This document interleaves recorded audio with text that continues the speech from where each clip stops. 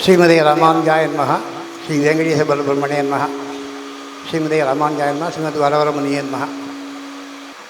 சுபமான மாலை காலை வேளையில் கூடியிருக்கக்கூடிய எல்லாருக்கும் உங்களுடைய வரவேற்பு. சுவாமி எழுக்குடி ஸ்ரீ உவே ஸ்ரீ ரங்கநாதன் சுவாமி எழுந்தெழுந்து பெருமாள் மங்களாசாசனமாக ஆகி எல்லா சன்னதியும் மங்களாசாசனம் ஆச்சு ஆகி தற்போது நம்மிடையே இருப்பிடம் ராமானுஜன் மனம் என்னும் தலைப்பின் கீழே பிரவச்சனம் சாதிக்க எழுந்தெழுதியிருக்கிறார். சுவாமியை உங்கள் எல்லோருடைய சார்பாகவும் அடியேன் சுஸ்வாகதம் சொல்லி வரவேற்றுக் கொண்டிருக்கிறேன். சுவாமியுடைய சத் பிரவச்சனத்தை எல்லாரும் கேட்டு மகிழ்ந்து பயந்து வருமாறு அடியேன் கேட்டுக்கொள்கிறேன். தாசன்.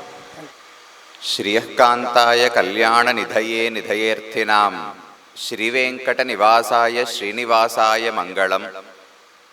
புண்ணியாம்போஜ விகாசாய பாபத்வாந்த க்ஷயாய ச ஸ்ரீமான் ஆவிரபூத் பூமௌ ராமானுஜ திவாகரः. தஸ்மை ராமானுஜார்யாய நமः பரமயோகினே யஸ்ருதிஸ்மிருதி சூத்ராணாம் அந்தர்ஜ்வரம் அசீஷமத். ஸ்ரீனிவாச பெருமானுடைய திவ்ய ஆஸ்தானத்திலே சுவாமி ராமானுஜருடைய 1008வது திருநக்ஷத்திர மகோத்சவத்தின் அங்கமாக ஸ்ரீனிவாச பெருமானுக்கும் சுவாமி ராமானுஜருக்கும் இருக்கும் நெருக்கமான தொடர்பை பற்றி அனுபவிப்பதற்காக நாம் இங்கு கூடியிருக்கிறோம். நம்முடைய விசிஷ்டாத்வைத ஸ்ரீவைஷ்ணவ சம்பிரதாயத்தில் உத்தாரக ஆச்சாரியனாக சுவாமி ராமானுஜர் கருதப்படுகிறார். ஒரு ஜீவாத்மா சம்சாரத்திலிருந்து விடுபட்டு முக்தி அடைய வேண்டுமென்றால் அதற்கு தன்னுடைய பாபங்களை எல்லாம் போக்கிக் கொள்ள வேண்டும். அந்த பாபங்களை போக்கி வைகுந்தத்தை அளிக்கும் பெருமை பகவான் ஸ்ரீமன் நாராயணன் ஒருவனுக்கே உண்டு. மற்ற தெய்வங்களை எல்லாம் ஏதோ உலகப் பயன்களுக்காக நாம் வழிபடலாமே தவிர முக்தி அடைய வேண்டுமென்றால் அது பகவான் ஒருவனால் தான் வழங்கப்பட முடியும். ஆனால் அந்த பகவானே சுவாமி ராமானுஜரை தேர்ந்தெடுத்து இவருக்கு உடையவர் என்கிற பெயரை கொடுக்கிறார். உடையவர் என்று சொன்னால் சுவாமி என்று பொருள். சொத்துக்கு உடைமை என்று பெயர் சொல்லப்படுகிறது. அந்த சொத்தை உடையவரான சுவாமிக்கு உடையவர் என்று பெயர். எதை உடையவர் என்றால் இந்த லீலா விபூதி நாம் வாழக்கூடிய சம்சார மண்டலம், அதற்கடுத்ததான நித்திய விபூதி பகவான் இருக்கக்கூடிய ஸ்ரீவைகுண்டம் என்கிற பரமபதம். இந்த 2 உலகங்களுக்குமே சுவாமியாக உடையவராக ஸ்ரீ ராமானுஜரை பகவான் திருவரங்கத்து எம்பெருமான் தேர்ந்தெடுத்து அனுகிரகித்தார். சுவாமி ராமானுஜர் காஞ்சிபுரத்திலே சந்நியாசாசிரமம் ஏற்றுக்கொண்டார். அங்கிருந்து புறப்பட்டு ஸ்ரீரங்கத்தை வந்து அடைந்தபோது திருவரங்கத்து எம்பெருமான் அவருக்கு அனுகிரகம் செய்து, இனிமேல் நீர்தான் உபய விபூதிக்கும் நாதன், நீரே உடையவர் என்று பணித்தார். அதனால்தான் அதற்கு பிறகு யாரெல்லாம் முக்தி அடைய வேண்டுமோ அவர்கள் பகவானுடைய அனுகிரகத்தால் அடைவதில்லை, சுவாமி ராமானுஜருடைய அனுகிரகம் இருந்தால்தான் அடைகிறார்கள் என்று கூறுகிறோம். ஸ்ரீ விஷ்ணுலோக மணிமண்டப மார்க்கதாயி என்று ராமானுஜரை கொண்டாடுகிறார்கள்.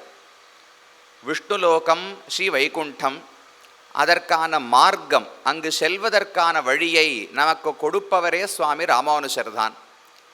அவர்தான் வாசலில் இருந்து கொண்டு யாரெல்லாம் சிறந்த பக்தர்கள் வைகுந்தத்துக்கு உள்ளே செல்லலாம், யாரெல்லாம் இன்னும் பக்குவப்பட்டு பக்தியை வளர்த்து கொண்டு வந்து அடைய வேண்டும் என்று வாயில் காப்போனாக ஆண்டாள் திருப்பாவையில் பாடும்போது, நாயகனாய் நின்ன நந்தகோபனுடைய கோயில் காப்பானே என்று துவாரபாலகன் வாசலிருக்கும் காவலாளியை வணங்கி பாடுகிறாள். அப்படி வைகுந்தத்துக்கு காவலாளியாக இருப்பவர் சுவாமி ராமானுஜர். அவருடைய திருவடி சம்பந்தத்தாலே அவருடைய அனுக்கிரகம் இருந்தால்தான் ஒரு ஆத்மா உஜ்ஜீவனம் அடைய முடியும். இந்த ஸ்ரீவைஷ்ணவ சம்பிரதாயத்தின்படி இதுதான் பகவானை அடைவதற்கான சிறந்த வழி என்று கொண்டாடுகிறோம். அந்த சுவாமி ராமானுஜருக்கு எத்தனையோ திவ்யதேசத்து எம்பெருமான்களிடத்தில் பிரீத்தி உண்டு. திவ்யதேசங்களில் செவ்வனே கைங்கரியங்கள் நடக்க வேண்டும். பகவானுக்கு எந்த குறையும் இருக்காமல் திருவாராதனம் நடக்க வேண்டும். அவருக்கு போனகம் நைவேத்தியம் என்னென்ன நடக்க வேண்டுமோ சரியாக இருக்க வேண்டும். அமுதுபடி சாத்துப்படி இதையெல்லாம் செவ்வனே நடத்தி வைக்க வேண்டும் என்று சுவாமி ராமானுஜருக்கு இருந்த ஆசை.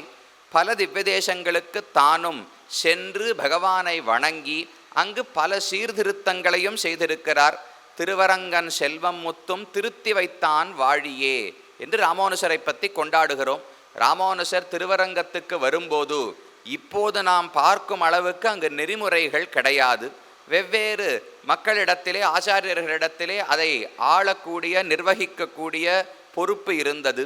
அது அனைத்தையும் தான் ஏற்றுக்கொண்டு திருவரங்கத்தில் இந்த முறைப்படிதான் காரியங்கள் நடக்க வேண்டும், இந்தெந்த உற்சவங்கள் அதில் இந்தெந்த விசேஷங்கள் இருக்க வேண்டும், இன்னென்னார் இந்தெந்த கைங்கரியங்களை செய்ய வேண்டும் என்று வகுத்து கொடுத்து ஒரு ராஜாவுக்கு எப்படி பணிவிடைகளை செய்வார்களோ அதே போல ரங்கராஜனான திருவரங்கநாதன் அவனுக்கு என்னென்ன பணிவிடைகள் செய்யப்பட வேண்டும் என்று ராமானுஜர் வகுத்து கொடுத்தார். அங்கு மட்டும் அல்லாமல் இன்னும் பல திவ்யதேசங்களிலும் பகவானுக்கு கைங்கரியங்களை ஏற்படுத்தி வைத்து மங்களாசாசனம் செய்திருக்கிறார் ராமானுஜர் என்று அவருடைய வாழ்க்கை வரலாறு குரு பரம்பரா பிரபாவத்தை பார்க்கும்போது தெரிந்து கொள்ளுகிறோம். அவர் எத்தனை கோவில்களுக்கு போயிருப்பார். அவர் அவதரித்தது ஸ்ரீபெரும்புதூரிலே, வாழ்ந்தது அநேகமாக ஸ்ரீரங்கத்திலே, ஒரு 12 ஆண்டுகள் திருநாராயணபுரம் மேல்கோட்டையிலே இருந்தார். இன்னும் எத்தனை திவ்யதேசங்களுக்கு சென்றிருப்பார் என்றால் அது ஒரு அழகான ஸ்லோகம் தெரிவிக்கிறது. ஸ்ரீரங்கம் கரிசைலம் அஞ்சனகிரிம் தார்க்ஷ்யாத்ரி சிம்ஹாச்சலௌ ஸ்ரீகூர்மம் புருஷோத்தமஞ்ச பதரீநாராயணம் நைமிஷம் ஸ்ரீமத்வாரவதி பிரயாக மதுரா அயோத்தியா கயா புஷ்கரம் சாலக்கிராமகிரிம் நிஷேவ்ய ரமதே ராமானுஜோயம் மினிகி. சுவாமி ராமானுஜர் திருவரங்கத்திலிருந்து புறப்பட்டவர் திக் விஜயமாக பாரத தேசம் முழுவதும் சுற்றி வந்திருக்கிறார். எப்படி பகவான் ஒரு வெற்றி கண்டால் திக்விஜயம், ஒரு ராஜா சக்கரவர்த்தியாக தேர்ந்தெடுக்கப்பட்டு விட்டார், பெரிய அரசை கைப்பற்றி விட்டார் என்றால் தன்னுடைய பெருமையை நிலைநாட்டுவதற்காக திக்விஜய யாத்திரை, ஆங்காங்கு சிற்றரசர்கள் இருப்பார்கள், அவர்களையெல்லாம் தன்னுடைய ராஜ்யத்தோடு சேர்த்து கொள்ள வேண்டும். ஒன்று அவர்கள் கப்பங்கட்டி சிற்றரசர்களாக இருக்க ஏற்க வேண்டும், அல்லது சண்டையிலே அவர்களை ஜெயித்து அந்த ராஜ்யத்தை வென்றுவிட வேண்டும். அதற்காக திக்விஜய யாத்திரை என்று போவார்கள். ராஜசூய யாகம் யுதிஷ்டிரன் செய்தாரோ இல்லையோ, இந்திரபிரஸ்தம் என்று புதிதாக ஒரு ராஜ்யத்தை ஏற்படுத்தி அங்கு தன்னை அரசனாக நிலைநாட்டி கொண்டார்.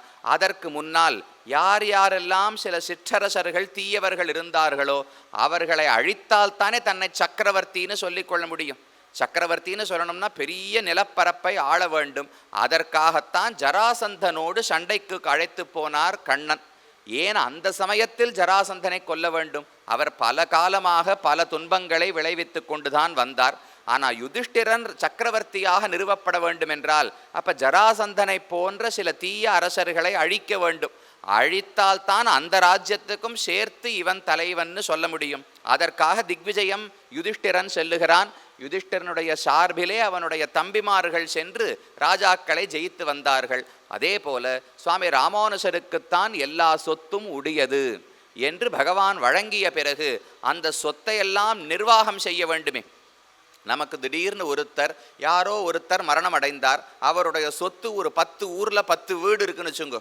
அந்த வீட்டை எல்லாம் நம் பேரிலே எழுதி வைத்து விட்டு அவர் மரணம் அடைந்து விட்டால் நமக்கு திடீர்னு இப்போ பெரிய சொத்து வந்துடும். சொத்து வந்தாலே பொறுப்பு வந்து விடுகிறது. அப்போ அந்த வீடுகளை எல்லாம் பார்க்க வேண்டுமோ இல்லையோ, எங்கெங்கேயோ வாங்கி வச்சா அதை யார் யாரோ பயன்படுத்த துவங்கி விடுவார்கள். சரியான விதத்தில் பயன்படுமான்னு சொல்ல முடியாது. அப்போ சொத்து என்று ஒன்று இருந்தாலே அதை அவ்வப்போது கண்காணித்து கொண்டே இருக்க வேண்டும். அதை போலத்தான் சுவாமி ராமானுஜரும் பகவானுடைய இத்தனை திவ்யதேசங்களிலும் எந்த குறையும் இல்லாமல் பகவானுக்கு ஆராதனம் நடக்கிறதா என்று அறிய வேண்டும்னு ஒரு ஆசை. அதே போல இத்தனை இடங்களில் பகவான் இருக்கிறார் என்றால் அதை சேவிக்க வேண்டும் என்கிற ஆசை அதை விட அதிகமானது. நிர்வாகம் பண்ணுவது ஒரு புறம் இருக்கட்டும், பகவான் எங்கோ சால கிராமத்தில் எழுந்தருளி இருக்கிறார், துவாரகையிலே இருக்கிறார்னால் எப்படி இருக்கிறார்னு சேவிக்கும் ஆசை இருக்குமோ இல்லையோ. ஆழ்வார்களுக்கும் சரி ஆச்சாரியர்களுக்கும் சரி பகவானுடைய அர்ச்சாவதாரங்களிலே அதிகமான ஈடுபாடு உண்டு. வைகுந்தநாதன் எங்கேயோ இருக்கிறார், நாமும் ஒரு நாள் சேவிக்க போகிறோம். ஏதோ ஒரு நாள் நம்முடைய பாப புண்ணியங்கள் இந்த உடல் கழிந்து நாமும் வைகுந்தத்தை அடைந்து ஸ்ரீவைகுண்டத்தில் பகவானை சேவிப்போம். ஆனால் அது என்றோ, அது எப்போதுன்னு சொல்லவே முடியாது. ஆழ்வார் பாடுகிறார், மாக வைகுந்தம் காண்பதற்கு என் மனம் ஏகவெண்ணும் மாகம் அப்படின்னு அந்த வைகுந்தத்துக்கு பெயர். கம் என்றால் ஆகாசம் என்று பொருள். இந்த ஆகாசம், வானம் என்பது தாழ்ந்த ஆகாசம். இதை விட மேலே இந்த சம்சாரத்தையே தாண்டி வைகுந்தம் என்கிற உயர்ந்த ஆகாசம் இருக்கிறதே, அந்த இடத்தில் இருக்கும் பகவானை காண என் மனம் ஏகவண்ணும், அது உன்னையே தான் நினைத்து கொண்டிருக்கிறது. எப்போது கிடைக்குமோ கிடைக்குமோன்னு ஆழ்வார்கள் துடிக்கிறார்கள். ஆனால் அங்கு எப்போது கிடைக்கும்னு நினைப்பதை விட இப்போது கையில் அழகான ஒரு பொருளாக திவ்ய தேசங்கள் இருக்கின்றன போல்லையோ. இப்போ கையில் ஒரு நல்ல தின்பண்டம் இருக்குது, அதை சாப்பிட்டு அனுபவிப்பதை விட்டு விட்டு இல்லையே வேற ஏதோ மரத்துக்கு மேலே அழகான பழம் இருக்கே அதை வேண்டும்னு கேட்டால் கையில் இருக்கிற பழத்தை நன்னா அனுபவிக்கணுமோ இல்லையோ. அப்படி திவ்ய தேசங்கள் நமக்காக ஏற்பட்டவை, எங்கும் போக வேண்டாம். வேற காலத்தில் விபவாவதாரங்கள் இருந்தன. ராமனோ கண்ணனோ முன் யுகங்களிலே இருந்தார்கள். அவர்களை இப்போ சேவிக்க முடியாது, வேறு காலத்திற்கு. அது என்ன, இப்போலிருந்து கடந்த காலத்தில் நாம் பிரயாணப்பட்டு போய் அங்கே இருக்கிற சேவிச்சுட்டா வர முடியும். அப்போ காலத்தாலே பிற்பட்டு போய்விட்டோம், நம்மால் கண்ணனையோ ராமனையோ சேவிக்க முடியாது. தேசம் தொலை தூரத்தில் இருக்கிறோம், அதனால் வைகுந்தநாதனையும் சேவிக்க முடியாது. அப்போ நமக்காக ஏற்பட்டது அர்ச்சாவதாரம் தானே. பின்னானார் வணங்கும் சோதி திருமூழி களத்தானாய் என்று ஆழ்வாருடைய பாசுரம். பின்னானார் யாரெல்லாம் பிற்பட்டவர்கள், காலத்தால் பிற்பட்டவர்களாக விபவாவதாரங்களை சேவிக்க முடியாமல் இழந்து போனார்களோ அவர்கள் இழவே பட வேண்டாம். விபவாவதாரத்தை சேவித்ததை விட அர்ச்சாவதாரத்தில் இன்னும் எத்தனை வடிவங்களை சேவிக்கிறோம். விபவம்னு சொன்னால் 11,000 ஆண்டுக்கு ராமன் ஒரே மாதிரி தான் இருந்திருப்பார். ஆனால் இன்னைக்கு அர்ச்சாவதாரம்னால் ஒவ்வொரு கோயிலில் ஒவ்வொரு மாதிரி அர்ச்சாவதாரம் சேவிக்கிறோமோ இல்லையோ. கோதண்ட ராமனா சேவை சாதிக்கிறார், ஒரு கோயிலில் கல்யாண ராமனாக சேவை சாதிக்கிறார், ஒரு கோயிலில் பட்டாபிஷேக திருக்கோலத்திலே, ராமசுவாமி கோயில் கும்பகோணத்துக்கு போனோம்னா பட்டாபிஷேக திருக்கோலத்தில் சேவை சாதிக்கிறார். அப்போ இத்தனை விதங்களை சேவிக்க கிடைக்கிறதோ இல்லையோ. அதனால் ஆழ்வார்களுடைய முறிவு என்னவென்றால், விபவாவதாரத்தை விட பரவாசுதேவனை விட அர்ச்சாவதாரம்தான் சிறந்தது. உயர்வு எளிமை என்கிற 2 பண்புகள் அந்த அவதாரத்துக்கு உண்டு. வைகுந்தத்தில் இருக்கும் பெருமானுக்கு உயர்வு நிறைய உண்டு, பெருமைக்கு குறைச்சலே கிடையாது. ஆனால் எளிமை உண்டான்னு பார்த்தால் நம்மளால் அவளை போய் எட்ட முடியுமா? எங்கோ வைகுந்தத்தில் 10வது மாடியில் அமர்ந்திருக்கிறார், நாமோ பூமின்னு கூட சொல்லக்கூடாது, பாத்தாளத்திலே இருக்கிறோம். பாத்தாளத்தில் இருக்கிறவன் எங்கோ இருக்கிற வைகுந்தத்தை எப்படி அடைய முடியும்?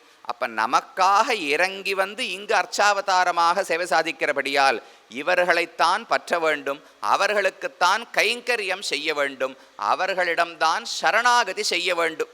நாம் பண்ண வேண்டிய காரியம் 2 தான். ஒன்று சரணாகதி, பிறகு கைங்கரியம். வேற எதையுமே இங்கேருந்து வைகுந்தம் போக வேண்டும்னு கூட கேட்க வேண்டிய தேவையே கிடையாது. கைங்கரியத்தை கொடு என்று பகவானிடத்தில் கேட்கணும். அப்படி 2 விஷயங்கள், சரணாகதி செய்வது ஒன்று, அதை யாரிடம் செய்ய வேண்டும், கைங்கரியம் செய்வது அதை யாரிடம் செய்ய வேண்டும். 2 கேள்விகள். நம்மாழ்வார் 2 கேள்விகளுக்கும் ஒரே பதில சொன்னார். திருவேங்கடமுடையான் ஒருவனிடத்தில் தான் இந்த 2ஐயுமே செய்ய வேண்டும். ஆழ்வாருடைய 2 10 பாசுரங்கள். 6ஆம் 10 10ஆம் திருவாய்மொழியிலே உலகமுண்ட பெருவாயா உலப்பில் கீர்த்தி அம்மானே என்று பகவானை அடைய வேண்டும். அவர்தான் சரணம், அவரையே நான் சரணமாக பற்றுகிறேன். அகலகில்லே நிறையுமென்னு அலர்மேல் மங்கை உரைமார்பா உன் அடிக்கீழ் அமர்ந்து புகுந்தேனே என்று திருவேங்கடமுடையானிடத்துல தான் சரணாகதியையும் ஆழ்வார் செய்தார். சரி, இவரை பற்றியாகிவிட்டது, யாருக்கு கைங்கரியம் பண்ண போறீர்? வைகுந்தநாதனுக்கு கைங்கரியமானால் அதே திருவேங்கடமுடையானுக்குத்தான் ஒழுவில் காலமெல்லாம் உடனாய் மன்னி வழுவிலா அடிமை செய்ய வேண்டும் நாம் என்று ஆழ்வாருடைய 3ஆம் 10 3ஆம் திருவாய்மொழியில் பிரார்த்தனை. அப்போ சரணாகதி செய்ய வேண்டியதும் திருவேங்கடமுடையான் அர்ச்சாவதாரத்தில் தான். அதே போல கைங்கரியம் செய்ய வேண்டியதும் அர்ச்சாவதாரத்தில், அதுவும் விசேஷமாக திருவேங்கடமுடையானிடத்தில் தான் என்று ஆழ்வாருடைய சித்தாந்தம். அதையே பின்பற்றினவர் தானே சுவாமி ராமானுஜர். அப்ப அர்ச்சாவதாரம் தான் சிறந்தது. எப்படி பகவான் சேவை சாதிக்கிறாரோ அதையெல்லாம் சேவிக்க வேண்டும் என்று ஆசைப்பட்டு திக் விஜய யாத்திரை புறப்படுகிறார். ஸ்ரீரங்கத்திலிருந்து புறப்பட்டு முதல்ல தெற்கு நோக்கி செல்லுகிறார்.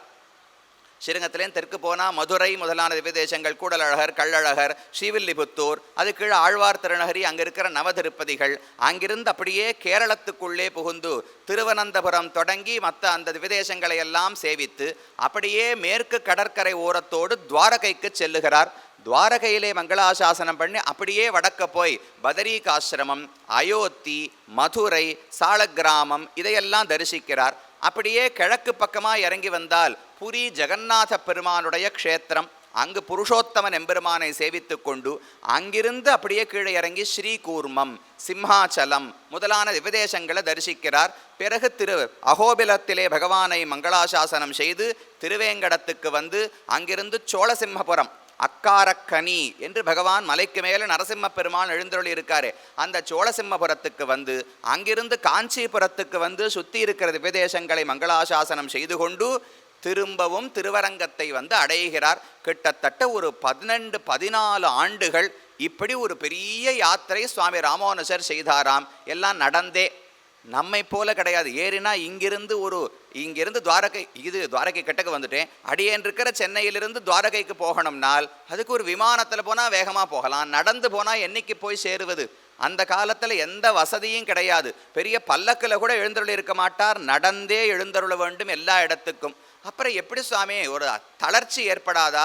எதனால் இவ்வளவு உற்சாகத்தோடு சென்றார் என்றால் அந்தந்த திவ்யதேசத்து எம்பெருமானை சேவிக்க வேண்டும் என்கிற ஆசை. நிர்வாகம் பண்ணணும்னு மட்டும் ஆசை இருந்திருந்தால் இவ்வளவெல்லாம் யாரும் சிரமத்தை ஏற்றுக்கொள்ள மாட்டார்கள். அந்த இடம் சொத்து இருந்தா இருக்கு, இல்லாட்டா போகிறது. இங்கிருந்து யாராவது 1.5 வருஷம் நடந்து போய் ஒரே ஒரு வீடு சௌக்கியமாக இருக்கான்னு பார்த்துட்டு திரும்ப 1.5 வருஷம் நாம் நடந்து வருவோமான்னு? இங்கிருந்து போகும் காலம் வரும் காலம், அதை விட அங்கே இருக்கிற காலம் அதிகமாக இருக்கணுமோ இல்லையோ? அது கிடையாது. கண்ணன் யுதிஷ்டிரன் முதலான பாண்டவர்களுக்கு உதவுவதற்கு அப்பப்போ ஓடி வருவதற்கு நிறைய நேரமாகும். அவர்களோட கொஞ்ச நாள் இருப்பார், திரும்ப போவதற்கு நிறைய நேரமாகும். நடுவில் காட்டுக்கு நடுவில் இருக்கும்போது துர்வாசர் முதலான முனிவர்கள் எல்லாம் திடீர்னு ஒரு நாள் அவர்கள் குடிசைக்கு வந்தார்கள். வந்து எனக்கு சாப்பாடு போடு, ததியாராதனம் பண்ணுன்னு கேட்டார். இவர்களிடத்தில் அக்ஷய பாத்திரம் என்று திரௌபதியின் இடத்துல ஒரு பாத்திரம் இருந்தது. ஆனால் திரௌபதி உணவருந்தி முடித்து விட்டால் அப்புறம் அந்த பாத்திரம் எந்த உணவையும் கொடுக்காது. திரௌபதி சாப்பிடுவதற்கு முன்னால் எத்தனை பேருக்கு என்னென்ன உணவு வேண்டுமோ அந்த பாத்திரம் கொடுக்கும். திரௌபதி சாப்பிட்டு முடிச்சுட்டா அப்புறம் அந்த பாத்திரம் கொடுக்காது. அன்னைக்கு திரௌபதி உணவருந்தி முடித்து விட்டாள். அதற்கு பிறகு துர்வாசர் 1000 சிஷ்யர்களோடு இவர்கள் குடிசைக்கு வருகிறார். இதோ நான் போய் தீர்த்தமாடி விட்டு குளித்து விட்டு வருகிறேன், எல்லாம் தளிகையெல்லாம் தயாராக இருக்கட்டும், நான் வந்து சாப்பிட்றேன் அப்படின்னு சொல்லிட்டு போனார். திரௌபதிக்கு என்ன செய்வதென்று தெரியவில்லை. ஒன்றுமே மிச்சம் கிடையாது, எல்லாத்தையும் சாப்பிட்டு முடிச்சாச்சு. வேற என்ன பண்ணுறது? மகத்யாபதி சம்பிராப்தே ஸ்மர்த்தவ்யோ பகவான் ஹரிஹி. பெரிய ஆபத்து வந்தால் உடனே பகவானை நினைத்துக்கொள் என்று ரிஷிகள் எல்லாம் திரௌபதிக்கு உபதேசித்திருந்தார்களாம். உடனே மனசால கண்ணனை நினைத்து, நீதான் எனக்கு இந்த புடவை இழுக்கப்படும் போதே நீதான் அனுகிரகித்தாய், திரும்ப எனக்கு புடவையை அனுகிரகித்தாய், அதை போல இந்த ஆபத்தையும் நீ போக்க வேண்டும்னு பிரார்த்திக்கிறாள். உடனே அவர் எங்க துவாரகையிலே ருக்மிணியோடு ஒரு சிம்மாசனத்தில் அமர்ந்து கொண்டிருக்கிறார். அப்படியே ருக்மிணியை விட்டு நேர புறப்பட்டு இவர்கள் இருக்க, அது எந்த காடோ எந்த நகரமோ எந்த தேசமோ யாருக்கும் தெரியாது. கண்ணன் நேர இவர்கள் இருக்கிற இடத்துக்கு வந்து ஒரே ஒரு கீரையோடு ஒட்டி கொண்டிருந்த ஒரு பருப்பு, ஒரு அரிசி, அதை மட்டும் எடுத்து வாயில போட்டு உலகத்துக்கெல்லாம் அந்தர்யாமியான பரமாத்மா மகிழ்ந்து விட்டார் அப்படின்னு ஒரு வார்த்தை சொன்னார். துர்வாசர் முதலானவர்களுக்கு பசியே தீர்ந்து போய்விட்டது. யாரும் திரும்ப சாப்பிடவே வரலை. துர்வாசர் தீர்த்தமாட போனாரோ இல்லையோ, குளித்து விட்டு அவர் திரும்ப வர வேண்டும். அதுக்குள்ள கண்ணன் அந்த ஒரு பருக்கையை உண்டு நான் திருப்தி அடைந்து விட்டேன்னு சொன்ன உடனே எல்லா ஆத்மாக்களுக்கும் திருப்தி ஏற்பட்டு விட்டது. துர்வாசருக்கு பசியே இல்லை. பசி இல்லாட்டா என்ன பண்ணணும்? திரும்ப யுதிஷ்டிரனிடம் வந்து, யுதிஷ்டிரா என்னமோ வயறு முழுக்க நிறைஞ்ச மாதிரி இருக்கு, என்னால் சாப்பிட முடியாது, சாப்பாடு வேண்டாம்னு சொல்லணுமோ இல்லையோ? சொல்லுவதற்கு அவருக்கு பயம். ஒரு பக்தனிடத்துல நீ ஏற்பாடு பண்ணிவை என்று சொல்லிவிட்டு போய் திரும்ப வந்து எனக்கு வேண்டாம்னு சொன்னால் அது பெரிய அபசாரம் ஆகிடுமோ இல்லையோ? எனக்காக அவன் பெரிய சமையல் செய்து வைத்திருப்பான், அதை வேண்டாம்னு சொன்னா யுதிஷ்டிரனுடைய கோபத்தை என்னால் தாங்க முடியாதுன்னு துர்வாசருக்கு பயம். அதனால சிஷ்யர்களிடத்துல சொன்னார், நாம திரும்ப போகவே வேண்டாம், இப்படியே ஓடி போயிடுவோம். யுதிஷ்டிரனிடத்துல திரும்ப போனால்தானே அவன் சாபம் கொடுப்பான், கோபப்படுவான். யுதிஷ்டிரனை பார்க்கவே வேண்டாம் என்று குளித்தவர்கள் அந்த ஆத்தங்கரையோட அப்படியே விலகி போய்விட்டார்களாம். அப்படி பகவான் ரட்சித்தார். அப்ப வந்தது எவ்வளவு நாழி? துவாரகையிலிருந்து காட்டுக்கு வரத்துக்கு பல நாட்கள், பல நிமிடங்கள். ஆனால் அவர் யோகேஸ்வரன், நினைத்த க்ஷணத்தில் எங்கும் செல்லக்கூடிய வல்லமை. ஆனால் அவ்வளவு தூரம் வந்து ஒரே ஒரு பருக்கி எடுத்து வாயில் போட்டுண்டு திரும்ப துவாரகைக்கு கிளம்பி போய்விட்டார். அதில் பெருசாக ரசம் கிடையாதே. ஒரு இடத்துக்கு போனோம்னால், ஒரு திவ்ய தேசத்துக்கு செல்லுகிறோம், நாம் எப்படி திட்டம் போடுறோம்? சுவாமி, மொத்தமாக பம்பாயிலிருந்து புறப்பட்டு தமிழகத்துக்கு போவதே 10 நாட்கள் வருஷத்துக்கு. அந்த 10 நாளில் மற்றவர் உறவினர்கள் உற்றார்கள் எல்லாம் பார்க்கறதுக்கு 6 நாள் 7 நாள் போய்டுறது. மிச்சம் 3 நாள் இருக்கு. 3 நாட்களுக்குள்ளே சோழ நாட்டு திருப்பதிகள் 40 சேவிக்கணும்னு திட்டம் போடுவோம். அப்போ என்ன ஆகும்? எந்த பெருமானுமே மனசில் நிற்கவே மாட்டார். காத்தால 6க்கு ஒத்தர், 6:30க்கு ஒத்தர், 7க்கு ஒத்தர், 7:30க்கு ஒத்தர், 8க்கு ஒத்தர், 12 மணி கோயிலை மூடிட போறா. இப்படி வேகமாக சேவிச்சோம்னால் மனசில் நிற்கவே நிற்காது. ஒரு திவ்யதேசத்துக்கு செல்ல 108 சேவிச்சாத்தான் வைகுந்தம் உண்டுன்னு பகவான் எங்கேயான சொல்லி வச்சிருக்காரான்னு. நமக்கு பிடித்தமான ஒரு திவ்யதேசம், நல்ல அழகான ஒரு சூழலில் இருக்கும் பெருமானை சேவித்து ஒரு நாள் ஒரு திவ்யதேசத்தில் கழிக்க வேண்டும். ஆழ்வார் 1 பாசுரமோ 10 பாசுரமோ 100 பாசுரமோ பாடியிருப்பாரோ இல்லையோ, ஆச்சாரியர்கள் எத்தனை ஸ்தோத்திரங்களை அந்த பெருமானை பற்றி இயற்றி இருப்பார்கள். அதையெல்லாம் படித்து பார்க்கணும். அந்த பெருமானுடைய பெருமை என்ன என்று நினைத்து பார்க்க வேண்டும். அங்கு இருக்கிற சின்ன கைங்கரியங்கள் என்ன முடியுமோ செய்ய வேண்டும். அப்போ போகும்போதே அடுத்த இடம் என்னன்னு தேர்ந்தெடுத்து, அவர் அப்படியா வந்தார். பகவான் திவ்யதேசத்துக்கு வரும்போது, இங்கே நான் ஒரு 15 நாள் இருக்கலாம்னு இருக்கேன், அதுக்குள்ளே எல்லாரும் வந்து சரணம் பற்றி விடுங்கோள், அப்புறம் நான் புறப்பட்டு வைகுந்தத்துக்கு போக போகிறேன்னு என்னைக்கான சொன்னாரான்னு. அவர் ஒரு பக்கம்தான் கையில் வருவதற்கான சீட்டு வாங்கியிருக்கார். நாம் ஒரு ஊருக்கு போகிறோம்னால் போவது என்றைக்குன்னு பார்த்து அதுக்கு ரயில் வண்டியில் சீட்டு வாங்கிடுவோம். என்னைக்கு திரும்பி வரணுமோ அதுக்கும் சீட்டு வாங்கினா தான் புறப்படுவோம். சாமி புறப்பட்டு போகிறேன், அங்கே எத்தனை நாள் காரியத்துக்கு தேவைப்படுகிறதோ இருந்து விட்டு திரும்புவேன் அப்படின்லாம் யாருமே ஒத்துக்க மாட்டா. 4 நாளில் எவ்வளவு முடிகிறதோ அவ்வளவுதான். சோழ நாடு எல்லாம் சேவிக்க முடியலையா, சரி 5 சேவிச்சேன் திரும்பி வந்துடுறேன்னு திட்டமிடுவோமோ இல்லையோ. பகவானுக்கு அதை போல பழக்கமே கிடையாது. வைகுந்தத்திலிருந்து புறப்பட்டு கீழே இறங்கி வந்து ஒரு திவ்யதேசத்திலே நின்றார் என்றால் எதுவரைக்கும் நிற்கப் போகிறார்னு அவருக்கும் தெரியாது, நமக்கும் தெரியாது. இந்த சம்சாரத்தில் இனிமே ஜீவாத்மாக்களே இல்லை, அனைவரும் முக்தியடைந்து விட்டார்கள் என்று ஒரு நாள் வந்தால் அப்பவனா இந்த பரமாத்மா திரும்ப புறப்பட்டு வைகுந்தத்துக்கு போவாரோனுமோ. திரும்ப போகும் தேதியே அவருக்கு தெரியாது. அப்படித்தானே அவர் வந்திருக்கிறார். இந்த ஒவ்வொரு ஜீவாத்மாவையும் ரட்சிக்க வேண்டும். அதுவரை காரியம் முடியும் வரை எத்தனை நாளாக இருந்தாலும் காத்திருக்கிறேன்னு அவர் வந்திருக்கிறார். அப்போ நாம் போகும்போது ஒரு நாளாவது அவருக்காக ஒதுக்க வேண்டாமா? 1/2 மணி நேரம் ஒதுக்கினா எப்படி போரும்? அதனால் சுவாமி ராமானுஜருக்கும் இந்த ஒவ்வொரு திவ்யதேசத்தையும் சேவிக்க வேண்டும் என்று அவ்வளவு ஆசை. அதனால் இப்பேற்பட்ட ஒரு திக்விஜய யாத்திரையை முடித்து கொண்டு திரும்பவும் திருவரங்கத்துக்கு எழுந்தருளினார். அதைத்தான் இந்த ஸ்லோகம் சொல்றது. ஸ்ரீரங்கம், அவர் இருந்ததே ஸ்ரீரங்கத்தில் தான் அநேகமாக. கரிசைலம் காஞ்சிபுரம், அஞ்சனகிரி திருவேங்கட மாமலை, தார்க்ஷ்யாத்ரி சிம்ஹாச்சலவ், தார்க்ஷ்யாத்ரி கருடாத்ரி என்று அகோபில க்ஷேத்திரத்துக்கு பெயர். சிம்ஹாச்சலம் வராக நரசிம்ம பெருமானாக விசாகப்பட்டினத்தில் பகவான் எழுந்தருளி இருக்கிறார். தார்க்ஷ்யாத்ரி சிம்ஹாச்சலவ். ஸ்ரீகூர்மம் புருஷோத்தமஞ்ச, ஸ்ரீகூர்மத்திலே கூர்மமூர்த்தியாக தரிசனம் கொடுக்கிறார். புருஷோத்தமம் புரி ஜெகநாத பெருமானுக்கு புருஷோத்தமன் என்று பெயர். அவரையும் சேவித்து கொண்டார். புருஷோத்தமஞ்ச பதரி நாராயணம் நைமிஷம், நைமிஷாரண்யத்தில் பகவானுக்கு மங்களாசாசனம் பண்ணார். பதரீகாசிரமத்துக்கு போனார். ஸ்ரீமத் துவாரவதி பிரயாக மதுரா அயோத்தியா கயா புஷ்கரம், துவாரகைக்கு போகிறார். வடநாட்டு திருப்பதிகளை எல்லாம் சொல்றார். இது அனைத்துக்கும் போய் சாலக்கிராம கிரிம் நிஷேவ்ய ரமதே ராமானுஜோயம் முனிகி, இந்த ஒவ்வொரு இடத்துக்கும் போய் ரமதே, ரமதேன்னு சொன்னா மகிழ்கிறார்னு அர்த்தம். ஆங்காங்கு சென்று பகவானை சேவித்து மங்களாசாசனம் பண்ணி அவரை அனுபவிக்கணும் இல்லையோ. அங்கு நின்று கொண்டு அவர், இப்போ நம்ம திருப்பதிக்கு போகிறோம்னு வச்சுங்களேன், நாம் நினைச்சாலும் 20 வினாடிக்கு மேலே அங்கே நிற்க முடியாது. ஆனால் வேற ஒரு சாதாரண ஏகாந்தமான கோயிலுக்கு போங்க, ஒரு கிராமத்தில் இருக்கிற கோயிலுக்கு போனீங்கன்னால் நீங்கள் 50 நிமிஷம் நின்னாலும் 2 மணி நேரம் நின்னாலும் யாரும் கேள்வி கேட்க மாட்டா. ஆனால் அங்கே போகும்போது தான் நாம் 10 வேலையை வச்சுன்னு அந்த பெருமாளை சேவிக்க போகிறோம். என்னால் 2 நிமிஷம் தான் சேவிக்க முடியும், அப்புறம் அடுத்த கோயிலுக்கு போகணும்னு நாம் திட்டம் போட்டுக்கிறோம்.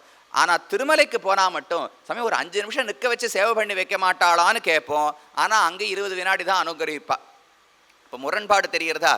எங்கே முடியாதோ அங்கே நிறைய சேவிக்கணும்னு ஆசைப்படுறோம். எங்கே பகவான் கதவை திறந்து வச்சுட்டு வா வந்து சேவி, யாருமே தடை கிடையாது. ஏகாந்தமான திவ்யதேசத்துக்கு போனால் அவ்வளவு நாடிலாம் முடியாது சுவாமி, நான் உடனே புறப்படணும்னு சொல்லிட்டு நாம் புறப்பட்டு விடுகிறோம்.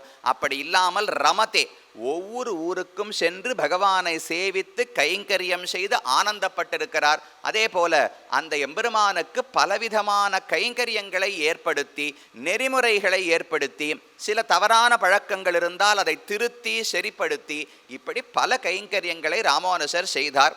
அது இத்தனை திவ்யதேசங்களுக்கு சென்றிருந்தாலும் சுவாமிக்கு விசேஷமான ஆசை இருந்தது. திருவேங்கடமுடையான், அதே போல திருவேங்கட மாமலை, அந்த மலையிலே பகவானுக்கு ஈடுபாடு என்று பெரியோர்கள் கூறுகிறார்கள். அவர் இருந்தது என்னமோ திருவரங்கத்தில்தான். பகவான் ஸ்ரீரங்கநாதன் அவருக்கு ஆணையிடும்போது அத்தைவ ஸ்ரீரங்கே சுகமாஸ்வ என்று தான் ஆணையிட்டார். நாம் சரணாகதி செய்து விட்டோம். அது 10 வயசுக்கும் ஆயிருக்கலாம், 40 வயசுக்கும் ஆயிருக்கலாம், 60 வயசுக்கும் ஆயிருக்கலாம்.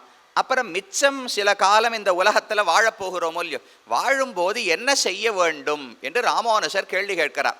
அதுக்கு திருவரங்க தெம்பெருமான் பதில் சொன்னார், ஒன்றும் பண்ண வேண்டாம், துவய மகாமந்திரம், அந்த துவயத்தினுடைய அர்த்தம், இந்த இரண்டையும் தொடர்ந்து நினைத்து கொண்டு இந்த ஸ்ரீரங்கத்திலேயே நீர் சுகமாக வாழக்கடவீர் என்று ராமானுஜருக்கு ரங்கநாதன் பிறப்பித்த ஆணை. அதன்படி ஸ்ரீரங்கத்திலேயே வாழ்ந்தார். ஆனால் ராமானுஜருக்கு ரொம்ப பிடித்தமான திவ்யதேசம் என்ன? நாம் ஒரு ஊரில் இருந்து கொண்டிருப்போம், வாழ்ந்து கொண்டிருப்போம். அது நமக்கு பிடிச்சதுன்னு உலகத்தாருக்கு தோன்றும். ஆனால் உண்மையில் எது தெரியுமா பிடிச்சது? எந்த இடத்தை திரும்ப திரும்ப சென்று சென்று சேவிக்கிறோமோ, அடிக்கடி செல்ல வேண்டும் என்று ஆசை எங்கு இருக்கிறதோ அதுதானே நமக்கு பிடிச்ச இடமா இருக்கணும். இப்போ குலசேகர ஆழ்வார் அவதரித்தது மலையாள விதேசங்களிலே, மலையாள தேசத்திலே அவதரித்தார். ஆனால் அவருக்கு பிடிச்ச எம்பெருமான் யாருன்னால் திருவரங்கநாதன் தான். தினமும் திருவரங்கத்துக்கு போகணும்னு ஆசைப்பட்டு கொண்டே இருப்பாராம். குஷ்யத்தே யஸ்ய நகரே ரங்கயாத்ரா தினே தினே என்று தெரிவிப்பார்கள். தினமும் காலை எழுந்தவுடனே இன்னைக்காவது புறப்பட்டு திருவரங்கத்துக்கு போய் பகவானை சேவிக்க மாட்டோமா? மாயோனை மணத்தூணே பத்தி நின்று என் வாயார எண்ணுகொலோ வாழ்த்து நாளே என்று ஆழ்வார் ஆசையோடு பாடுகிறார். இங்கேருந்து திருவரங்கத்துக்கு போய் அவருக்கு முன்னாடி 2 பெரிய தூண், திருமணத்தூண்கள் அப்படின்னு பேர். அந்த திருமணத்தூணை பிடிச்சின்னு நின்று பகவானை பாசுரம் பாடணுமா? ஏன் தானா காலில் நிற்க முடியாதா? எதுக்கு தூணை பிடிச்சிக்கணும்னால் அவருடைய அழகை சேவித்த உடனே அந்த அழகு அப்படியே ஒரு வெள்ளமாட்டம் ஓடி வருமா. வெள்ளம் அதிகமாக இருந்தால் எதையான கட்டையை பிடிச்சிருந்தா தானே நிற்க முடியும். கங்கைக்கு நாம் குளிக்க போகிறோம், அது செப்டம்பர் மாதம் அக்டோபர் மாதம் வந்துடுத்தோம்னால் பெரிய பிரவாகத்தில் கங்கை ஓடிக்கொண்டிருப்பாள். அப்போ சங்கிலி கட்டி விட்டுருப்பா. அந்த சங்கிலியை பிடிச்சின்னு நின்னாத்தான் நாம் உயிரோடு அங்கே வாழவே முடியும். சங்கிலியை விட்டுட்டு குளிக்கிறேன்னு சொன்னால் அடிச்சுட்டு போய் முங்கிட்டு மேலே வரத்துக்குள்ளே 50 அடி தள்ளி போயிருப்போம், என்ன ஆகும்னே தெரியாது. அதை போல திருவரங்கநாதனை சேவிக்கும் போது திருமணத்தூணை பிடிச்சின்றால்தான் அந்த வெள்ளத்திலே அடித்து கொண்டு போகாமல் நாம் இருப்போம். அப்படி நின்று பகவானை சேவிக்க வேண்டும், பாட வேண்டும்னு ஆசைப்பட்டார். அப்போ குலசேகர ஆழ்வாருக்கு பிடிச்சது எது? இருந்தது மலையாள தேசத்திலே, ஆனால் அன்பு எல்லாம் திருவரங்கத்திலே தானே. அதே போல சுவாமி ராமானுஜரும் திருவரங்கத்திலே வாழ்ந்தார். பொன் அரங்கமென்னில் மயலே பெருகுமி ராமானுஜன். திருவரங்கம்னு சொன்னாலே அவருக்கு அன்பு பெருகுமாம், காதல் உண்டு. ஆனால் அந்த திருவரங்கத்தை விட அவருக்கு ஒரு திவ்யதேசம் பிடித்தமானதென்றால் அது திருவேங்கடம்தான் என்று திருவரங்கத்தமுதனார் தெரிவிக்கிறார். எங்க சுவாமி சொன்னார்? அங்கே தேடி பார்த்தா அப்படி ஸ்ரீரங்கத்தை விட திருவேங்கடம் பிடிக்கும் என்று எங்கு சொல்லி இருக்கிறார் என்றால் அவருடைய ஒரு பாசுரம் திருவேங்கடம். இப்போ சுவாமி ராமானுஜருக்கு திவ்யதேசங்களும் பிடிக்கும், வைகுந்தமான விண்ணகர் பரமபதம் அதுவும் பிடித்திருக்கும், திருப்பார்க்கடலிலே பகவான் இருக்கிறார் அதுவும் பிடித்திருக்கும் இல்லையோ. திருவேங்கட பொற்குன்னமும் வைகுந்த நாடும் குலவிய பார்க்கடலும் உந்தனக்கு எத்தனை இன்பம் தரும் என்று திருவரங்கத்தமுதனாருடைய பாசுரம். ராமானுஜர் என்பவர் ஆதிசேஷனுடைய அவதாரம். அப்போ ஆதிசேஷன் எல்லா இடங்களிலும் கைங்கரியம் பண்ணுவாரோ இல்லையோ. வைகுந்தத்தில் இருந்தாலும் ஆதிசேஷன் விட்டு பிரிவதே கிடையாது. பார்க்கடலில் வந்தாலும் அவர் பேரிலே தான் சயனித்து கொண்டிருக்கிறார், விட்டு பிரிவதே கிடையாது. திவ்யதேசத்துக்கு வந்தாலும் ஆதிசேஷன் விட்டு போவதே கிடையாது. அப்போ பகவானுடைய எந்த நிலையாக இருந்தாலும் ராமானுஜர் ஆதிசேஷன் வடிவத்திலே ஆங்காங்கு இருந்து கைங்கரியம் பண்ணுகிறாரோ இல்லையோ. அப்போ எல்லாமே பிடித்தது தான். வைகுந்தமோ பார்க்கடலோ திவ்ய தேசமோ இவை அனைத்துமே உமக்கு மிகவும் பிடித்தமானவை என்று திருவரங்கத்தமுதனார் பாடுகிறார். அப்போ சொல்லும்போது எந்த திவ்ய தேசத்தை சொல்லியிருக்கணும்? ஒருத்தருக்கு திவ்ய தேசங்கள் பிடிக்கும்னு சொல்லணும்னால் மிகவும் விருப்பமான தேசம் எதுவோ அதைத்தானே குறிப்பிட்டிருக்க வேண்டும். அப்போ திருவரங்கத்தமுதனார் பாடும்போது திருவரங்கமோ வைகுந்தமோ பார்க்கடலோ உனக்கு மிகவும் பிடித்தமானவை, உந்தனக்கு எத்தனை இன்பம் தரும் அந்த திவ்யதேசத்தில் கைங்கரியம் செய்து ராமானுஷரே நீர் மிகவும் ஆனந்தப்படுகிறீர் என்று சொல்லும்போது திருவரங்கத்தை பற்றி சொல்லவே இல்லை. திருவேங்கட பொற்குன்னமும் வேங்கடத்தை தான் திவ்யதேசமாக சொல்லி உமக்கு திருவேங்கடத்தில் எவ்வளவு அன்பு உண்டோ, வைகுந்தத்தில் எவ்வளவு அன்பு உண்டோ, திருப்பார்க்கடலில் எவ்வளவு அளவு அன்பு உண்டோ அத்தனை அன்பு உம்முடைய திருவடிகளிலே எனக்கு உண்டுன்னு தெரிவிக்கிறார். வைகுந்த நாடும் குலவிய பார்க்கடலும் உந்தனக்கு எத்தனை இன்பம் தரும், உன் இணை மலர்த்தாள் எந்தனக்கும் அது ராமானுஷா இவை ஈந்தருளே. ராமானுஷருக்கு பிடித்தது திருவேங்கடம். ஆனால் திருவரங்கத்தமுதனாருக்கு பிடிச்சது எதுனால் அந்த ராமானுஷருடைய 2 திருவடிகள். அப்போ திருவேங்கடமுடையான் எப்படி ராமானுஷர் மனத்தில் இருக்கிறாரோ அதை போல ராமானுஷரை தன்னுடைய மனத்திலே கொண்டிருக்கிறார் திருவரங்கத்தமுதனார். அப்படி சொல்லும்போது திருவரங்கத்தையோ திருமாலிருஞ்சோலமலையோ எந்த திவ்யதேசத்தையும் பாடவில்லை. ஒரே திவ்யதேசத்தை அவர் எடுத்தது திருவேங்கடத்தை மட்டும்தான். அப்போ ராமானுஷருக்கும் திருவேங்கடத்துக்கும் ஒரு நெருக்கமான தொடர்பு, அந்தரங்க சம்பந்தம், அதிகமான அன்பு உண்டு என்று தெரிகிறதோ இல்லையோ. அந்த சம்பந்தம் என்ன? திருவேங்கடமுடையானை ராமானுஷர் எப்படியெல்லாம் அனுபவித்தார், எங்கு இருந்து கொண்டாலும் திருவேங்கட தெம்பெருமான் தான் ராமானுஷர் மனசில் எப்போதும் இருப்பாராம்.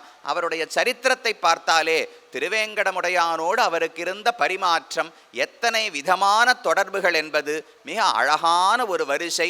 திருவரங்கநாதனிடத்தில் கூட அவ்வளவு அனுபவித்தாரா என்று தெரியாது. ஆனால் திருவேங்கடத்தில் பலவிதமான அனுபவங்களை ஸ்ரீனிவாச பெருமான் கொடுத்திருக்கிறார். அந்த என்ன அனுபவங்கள்? அந்த திருவேங்கட தெம்பெருமான் திருவேங்கடத்தை விட்டு விட்டு ராமானுஷர் மனத்துக்கே வந்து விட்டாராம். அது ஏன் வந்தார், வந்து எப்படி திகழ்கிறார் என்பதைத்தான் இன்று நாம் பார்க்க இருக்கிறோம். திருவேங்கடம்னு சொன்னால் கலியுகத்துக்கான தெய்வம் ஸ்ரீனிவாச பெருமான். ராமானுஷர்னு சொன்னால் கலியுகத்துக்கான ஆச்சாரியன், ஜெகதாச்சாரியனாக அவர் அவதரித்தது கலியுகத்தில் தானே. என்றைக்கோ அவதரித்திருந்தால், கிருத்தயுகத்திலே ராமானுஷர் அவதரித்திருந்தால் கிருத்தயுகத்தில் இருப்பவர்களை ரட்சிப்பதற்காக பிறந்தார் என்று சொல்லியிருக்கலாம். அவர் அவதரித்தது கலியுகத்தில். அப்ப கலியுகத்துக்கான ஆச்சாரியன் சுவாமி ராமானுஷர். கலவு வெங்கட நாயகா, கலியுகத்துக்கான தெய்வம் ஸ்ரீனிவாச பெருமான். அந்த ஸ்ரீனிவாசனை தன்னுடைய மனசில் எப்போதும் கொண்டிருக்கிறாராம். இருப்பிடம் வைகுந்தம் வேங்கடம், மாலிரும் சோலை என்னும் பொறுப்பிடம் மாயனுக்கென்பர் நல்லோர், அவை தன்னோடும் வந்திருப்பிடம் மாயனி ராமானுஷன் மனத்து என்று திருவரங்கத்தமுதனார் கடைசியில் 106வது பாசுரம் தான் ராமானுஷ நூத்தந்தாடியிலே பாடுகிறார். இருப்பிடம், பகவான் ஆசையோடு வந்து எத்தனையோ திவ்யதேசங்களிலே காட்சி அளிக்கிறார். அது என்ன? வைகுந்தம் வேங்கடம் மாலிரும் சோலை என்னும் பொறுப்பிடம், ஸ்ரீவைகுண்டம் பரமபதம் நித்திய விபூதி. அங்கும் பகவான் ஆனந்தமாக இருக்கிறார். ஆனால் அங்கே அவருக்கு ஆனந்தம் போறவில்லையா. அங்கிருந்து புறப்பட்டு கீழே இறங்கி வந்து திருவேங்கடத்திலே வந்து நின்று கொண்டார். ஸ்ரீவைகுண்ட விரக்தாய சுவாமி புஷ்கரணி தட்டே ரமயா ரமமானாய வெங்கடேஷாய மங்களம்னு சொல்கிறோமோ இல்லையோ. அவருக்கு ஸ்ரீவைகுண்டத்திலே இனிமே அனுபவமே இல்லை. அங்கு வைராக்கியம் ஏற்பட்டு விட்டதாம். ஏன்? அங்கே தானே நிறைய பக்தர்கள் இருக்கிறார்கள். இத்தனை பேர் பகவானை கொண்டாடுவார்கள் என்னால் எல்லாருமே நல்லவர்களாகவே இருக்கா. ஒருவருக்கு நிறைய வள்ளல் தன்மை இருக்குன்னு வச்சுங்களேன். தங்கிட்ட இருக்கிற செல்வத்தை எல்லாம் பகிர்ந்து கொள்ள வேண்டும், பலருக்கும் அதை எடுத்து வாரி வழங்க வேண்டும்னு ஒருத்தருக்கு எண்ணம் இருக்கு. ஆனால் துரதிருஷ்டவசமாக அவர் வாழக்கூடிய ஊரிலே ஏழைகளே கிடையாதுன்னு வச்சுப்போம். அப்போ அவருக்கு எவ்வளவு வருத்தமாக இருக்கும். கையெல்லாம் நம்ம யாருக்கானு கொடுக்கணும்னு தோன்றது. இப்போ வரதராஜன்னு பேர் வச்சுக்கொண்டு காஞ்சிபுரத்தில் தேவப்பெருமாள் இருக்காரோ இல்லையோ. ஒருவேளை காஞ்சிபுரத்தில் ஏழைகளே கிடையாது, யாருமே அவரிடத்துல எதுவுமே கேட்பது கிடையாதுன்னு வச்சுப்போம். அப்போ அவருக்கு எவ்வளவு கஷ்டமாக இருக்கும். எனக்கு வரம் கொடுக்கணும்னு ஆசையாக இருக்குது, மனசு முழுக்க கருணை ஔதாரியம் வள்ளல் தன்மை இருக்குது, ஆனால் வாங்கிக் கொள்வதற்கு யாருமே இல்லாவிட்டா எவ்வளவு வருத்தமாக இருக்கும். அதை போல பகவானுக்கு எத்தனையோ நல்ல குணங்கள் உண்டு. நாம் எத்தனை பாபங்களை பண்ணாலும் பொறுப்பதற்கு தயாராக இருக்கிறார்.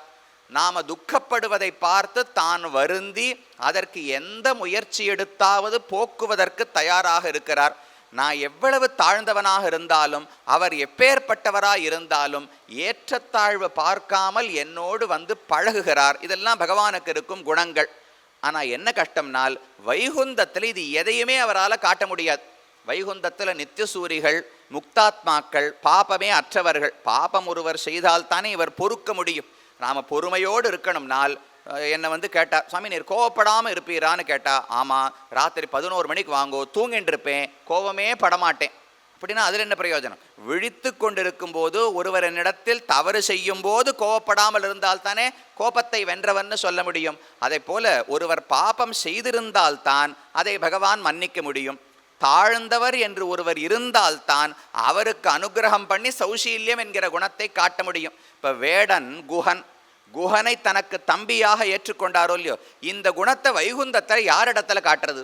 ஏன்னா ஆதிசேஷன் ரொம்ப தாழ்ந்தவரா, ஏழை ஏதலன் கீழ்மகன் என்னாது இறங்கி மற்றவர் கிண்ணருள் சுரந்துன்னு திருமங்கை ஆழ்வார் பாடுகிறார். அவனுக்கு ஞானம் கிடையாது, உயர்ந்த குலத்தில் பிறப்பு கிடையாது, ஆச்சாரமும் கிடையாது. அந்த குஹனை தனக்கு தம்பியாக ஏற்றுக்கொண்டாரோ இல்லையோ, இந்த குணத்தை இங்கே காட்ட முடியும். வைகுந்தத்தில் யாரிடத்திலே காட்டுவது? ஒரு பாண்டவர்கள் கண்ணனை நம்பினார்கள் என்றால் அவருக்காக தூது நடப்பது, அவர்களுக்காக தேரோட்டியாக இருப்பது, இதெல்லாம் இந்த ஊரில் பண்ணி காட்டலாம். வைகுந்தத்தில் யாரிடத்துல போய் உனக்கு நான் ரொம்ப எளிமையானவன், உனக்கு தேர் கூட ஓட்டுகிறேன், தூது கூட உனக்காக செல்லுவேன்னு யார்கிட்டையும் சொல்லவே முடியாது. அப்போ பகவானுடைய பெருமைகள் எல்லாம் வைகுந்தத்தில் முழுக்க வெளிப்படுவதே கிடையாது. அதனால் பொறுத்து பார்த்தார். அங்கு இருக்கிறதுக்கு அவரால் முடியல. அங்கு வைராக்கியம் பிறந்து இறங்கி திருவேங்கடத்துக்கு வந்து விட்டாராம். இங்கே தான் நிறைய குற்றம் பண்ணவா இருக்கா, இங்குதான் நிறைய பாபிகள் இருக்கிறார்கள், இங்குதான் சௌசீல்யம், வாத்சல்யம், காருண்யம், தயை இது அனைத்தையும் காட்ட முடியும் என்று பகவான் கீழே இறங்கி வந்து விட்டார். அப்போ முதல்ல இருப்பிடம் வைகுந்தம். அந்த வைகுந்தத்தை விட்டு வேங்கடத்துக்கு வந்தார். இங்குதான் எல்லாருக்கும் அனுகிரகிக்க முடியும். விண்ணோர்க்கும் மண்ணோர்க்கும் வைப்பு என்று ஆழ்வார் தெரிவிக்கிறார். திருவேங்கடமுடையான் மலைக்கு மேல் இருக்கிறாரோ இல்லையோ. ஏன் மலைக்கு மேல் இருக்கார்னால், கீழே பூமியில் இருப்பவர்களெல்லாம் ஏறி வந்து சேவிக்கலாமாம், வானத்தில் இருக்கிற நித்தியசூரிகள் தேவதைகள் எல்லாம் இறங்கி வந்து சேவிக்கலாமாம். அப்போ பொதுவான இடமோ இல்லையோ. அவர் பூமியில் இருந்தால் நமக்கு ரொம்ப நெருக்கமானவராயிருப்பார். ஆனால் தேவர்களெல்லாம் ரொம்ப தூரம் கீழே இறங்கி வரணும். அவர் வைகுந்தத்திலேயோ ஸ்வர்க்கத்திலேயோ இருந்தால் நாம் போகவே முடியாது. ஆனால் தேவர்கள் மட்டும் சேவித்து கொள்ளலாம். அதனால் பகவான் பார்த்து 2 பேருமே என்னை சேவிக்க வேண்டும். கண்ணாவான் என்றும் மண்ணோர் விண்ணோர்க்கு தன்னார் வேங்கட விண்ணோர் வெற்பனே என்று ஆழ்வார் நம்மாழ்வாருடைய பாசுரம். கண்ணாவான் பகவான் தானே நாயகன். கண்ணுன்னு சொன்னால் நாயகன், சுவாமின்னு ஒரு அர்த்தம். ரக்ஷகன் நம்ம எல்லாம் ரட்சிப்பவர் பகவான். அப்போ ரக்ஷகன்னு சொன்னால் எல்லாரும் தன்னை வந்து அணுகும்படிக்கு ஒரு இடத்துல இருக்கணுமோ இல்லையோ. நான் தான் உங்களெல்லாம் ரட்சிக்க போகிறேன், காப்பாற்ற போகிறேன்னு சொல்லிட்டு நான் எங்கேயான 10,000 மைல் தள்ளி போய் உட்காந்தேன்னா உங்களுக்கு துன்பம் வரச்சே அடியனால் வரவே முடியாது. அப்படி இல்லாமல் மண்ணோர்களெல்லாம் ஏறி வந்து சேவிக்கலாம், விண்ணோர்களெல்லாம் இறங்கி வந்து சேவிக்கலாம். அப்படி பொதுவாக மலைக்கு மேலே பகவான் நின்னாராம். அதனால் அது 2வது நிலை. இருப்பிடம் வைகுந்தம், குணங்கள் வெளிப்படவில்லை. அதனால் புறப்பட்டு வேங்கடத்துக்கு வந்தார். இங்கு தான் எல்லா பக்தர்களுக்கும் நான் காட்சி அளிக்கப் போகிறேன், எல்லாரோட ஆனந்தமாக இருக்க போகிறேன்னு பகவானுக்கு ஆசை. ஆனால் என்னாச்சு, ஒரே கூட்டமாக போயிடுத்து. பக்தர்களுக்கு போகிறதுக்கே எல்லாருமே பக்தர்கள் தான். ஆனால் சட்டுன்னு நாம் போய் சேவிக்கணும்னு ஆசைப்பட்டால் நெருக்கமாக போக முடியாது, கைங்கரியம் பண்ண முடியாது. அதனால் பார்த்தார், வந்ததுக்கே கடைசியில் விருத்தமாக போய்விட்டது. அப்போ ஏகாந்தமான தனியான ஒரு இடம் வேண்டும். கூட்ட நெரிசலே இருக்கக்கூடாது. ஒரு பக்தன் வந்தான் என்றால் அவனோடு சேர்ந்து ஆனந்தமாக பொழுதுபோக்குவதற்கு ஒரு இடம் வேண்டும். அதனால் திருவரங்கத்தையும் விட்டு அங்கிருந்து தென் திருமலை, எப்போவுமே 2 திவ்ய தேசங்கள், திருமாலிரும் சோழமலையை தெற்கு திருமலைன்னு சொல்லுவார்கள், திருவேங்கடத்தை வடக்கு திருமலைன்னு சொல்லுவார்கள். தென்னன் உயர் பொறுப்பும் தெய்வ வடமலையும் என்று ஆழ்வாருடைய பாசுரம். இந்த 2 மலைகள் தமிழகத்தினுடைய தெற்கு கோடியில் அது கீழே கொஞ்சம் பூமி இருந்தாலும் மலைத்தொடர்களில் கடைசியாக திருமாலிரும் சோழமலை இருக்கிறது. தமிழகத்தின் வடக்கு கோடியிலே திருவேங்கடம் இருக்கிறது. அதனால் இந்த 2 தென்னன் உயர் பொறுப்பும் தெய்வ வடமலையும் என்று ஆழ்வார் பாடுகிறார். அந்த திருமாலிரும் சோழமலையில் ஆளே கிடையாது. பேர்பட்ட மலையை ஏறி யாரு செல்ல முடியும்? போகணும்னாலே இளமை இருக்கணுமா. வயசாக முட்டி வலி, முழங்கால் வலி, இடுப்பு வலி, முதுகு வலி எல்லாம் வந்துடுறது. ஏறி போய் பகவானை சேவிக்க முடியாது. அதனால இளமை இருக்கும் போதே அனைவரும் சென்று விடுங்கோள் என்று ஆழ்வார் நமக்கு உபதேசம் பண்றார். கிளரொளி இளமை கெடுவதன் முன்னம் வளரொளி மாயோன் மருவிய கோயில் வளரிளம் பொழில் சூழ் மாலிரும் சோலை தளர் விலராகில் சார்வது சதிரே. உங்களுக்கு நல்லதுன்னு ஒன்று சொல்லணும்னா நான் சொல்கிறேன், உடனே திருமாலிரும் சோலைமலைக்கு போங்கோ, பகவானை சேவித்து விடுங்கள். கிளரொளி இளமை, இந்த இளமை என்பது என்னென்னமோ உலக விஷயங்களையெல்லாம் அனுபவிப்பதிலே கழிக்கலாம்னு தோணும். ஆனால் அதில் ஈடுபட்டோம்னால் நினச்சி பார்க்கறதுக்குள்ளே இளமை மாறி முதுமை வந்துடும். நாம் இப்போ தானே சரி 30 வயசு ஆறுது, அதெல்லாம் 60 வயசுக்கு திருமாலிரும் சோலைமலைக்கு போய்க்கலாம். இதோ இந்த ஒரு 4-5 ஒரு வீடு வாங்க வேண்டாமா, ஒரு வண்டி வாங்க வேண்டாமா, இப்படி சுற்றுலாலாம் குழந்தைகளோடு போக வேண்டாமா, இதெல்லாம் முடித்து விட்டு திருமாலிரும் சோலைமலைக்கு போகலாம்னா 30 வயசு கண்ணை மூடி திறக்கிறதுக்குள்ளே 60 வயசு ஆகிடும். அப்புறம் எங்கே மலை ஏறி போய் பகவானை சேவிப்பது? அதனால் கிளர் ஒளி இளமை. இளமை என்பது அப்படியே என்னமோ நமக்கு ரொம்ப உயர்ந்தது போல தோன்றும். உலக விஷயங்களெல்லாம் ஈடுபாடை ஏற்படுத்தும். அதில் ஈடுபட்டு விட்டால் சட்டுன்னு முதுமை வந்துடும், எங்கேயுமே திவ்யதேசத்துக்கு போக முடியாது. அதனால் இளமை கெடுவதன் முன்னம் வளரொளி மாயோன் மருவிய கோயில் மாலிரும் சோலை சார்வது சதிரே என்று ஆழ்வார் பாடுகிறார். ஏன் அங்கு போனார்னால் ஏகாந்தமான திவ்யதேசம். திருமலையைப் போல அங்கு கூட்ட நெரிசலே கிடையாது, தனியாக பகவான் இருக்கார், ஆனந்தமாக போய் சேவிக்கலாமோ இல்லையோ. அதனால் இந்த வரிசை இருப்பிடம் வைகுந்தம், வைகுந்தத்தில் தான் எப்போதும் இருக்கிறார். அங்கிருந்து குணங்களை வெளிப்படுத்துவதற்காக வேங்கடத்துக்கு வந்தார், அங்கேயும் கூட்டம் அதிகமாக இருக்கிறது என்று மாலிரும் சோலைக்கு வந்து விட்டார். இருப்பிடம் வைகுந்தம் வேங்கடம் மாலிரும் சோலை என்னும் பொறுப்பிடம் மாயனுக்கென்பர் நல்லோர். இப்படி மாயனான பகவானுக்கு பல இடங்கள் உண்டுன்னு நல்லோர்கள் சொல்லுகிறார்கள். ஆனால் இன்னைக்கு என்ன தெரியுமா ஆச்சு? அவை தம்மோடும் வந்து இருப்பிடம் மாயனி ராமானுஷன் மனத்து. திருவேங்கடத்தை விட்டு விட்டு பகவான் புறப்பட்டு ராமானுஷர் மனசுக்கு வந்துட்டாராம். ஏன்னா திவ்யதேசங்களில் இருப்பதை விட ஒரு பக்தனுடைய ஹிருதயத்தில் இருப்பதைத்தான் பகவான் ரொம்ப ஆசைப்படுகிறாராம். அதுதான் கடைசி இலக்கு.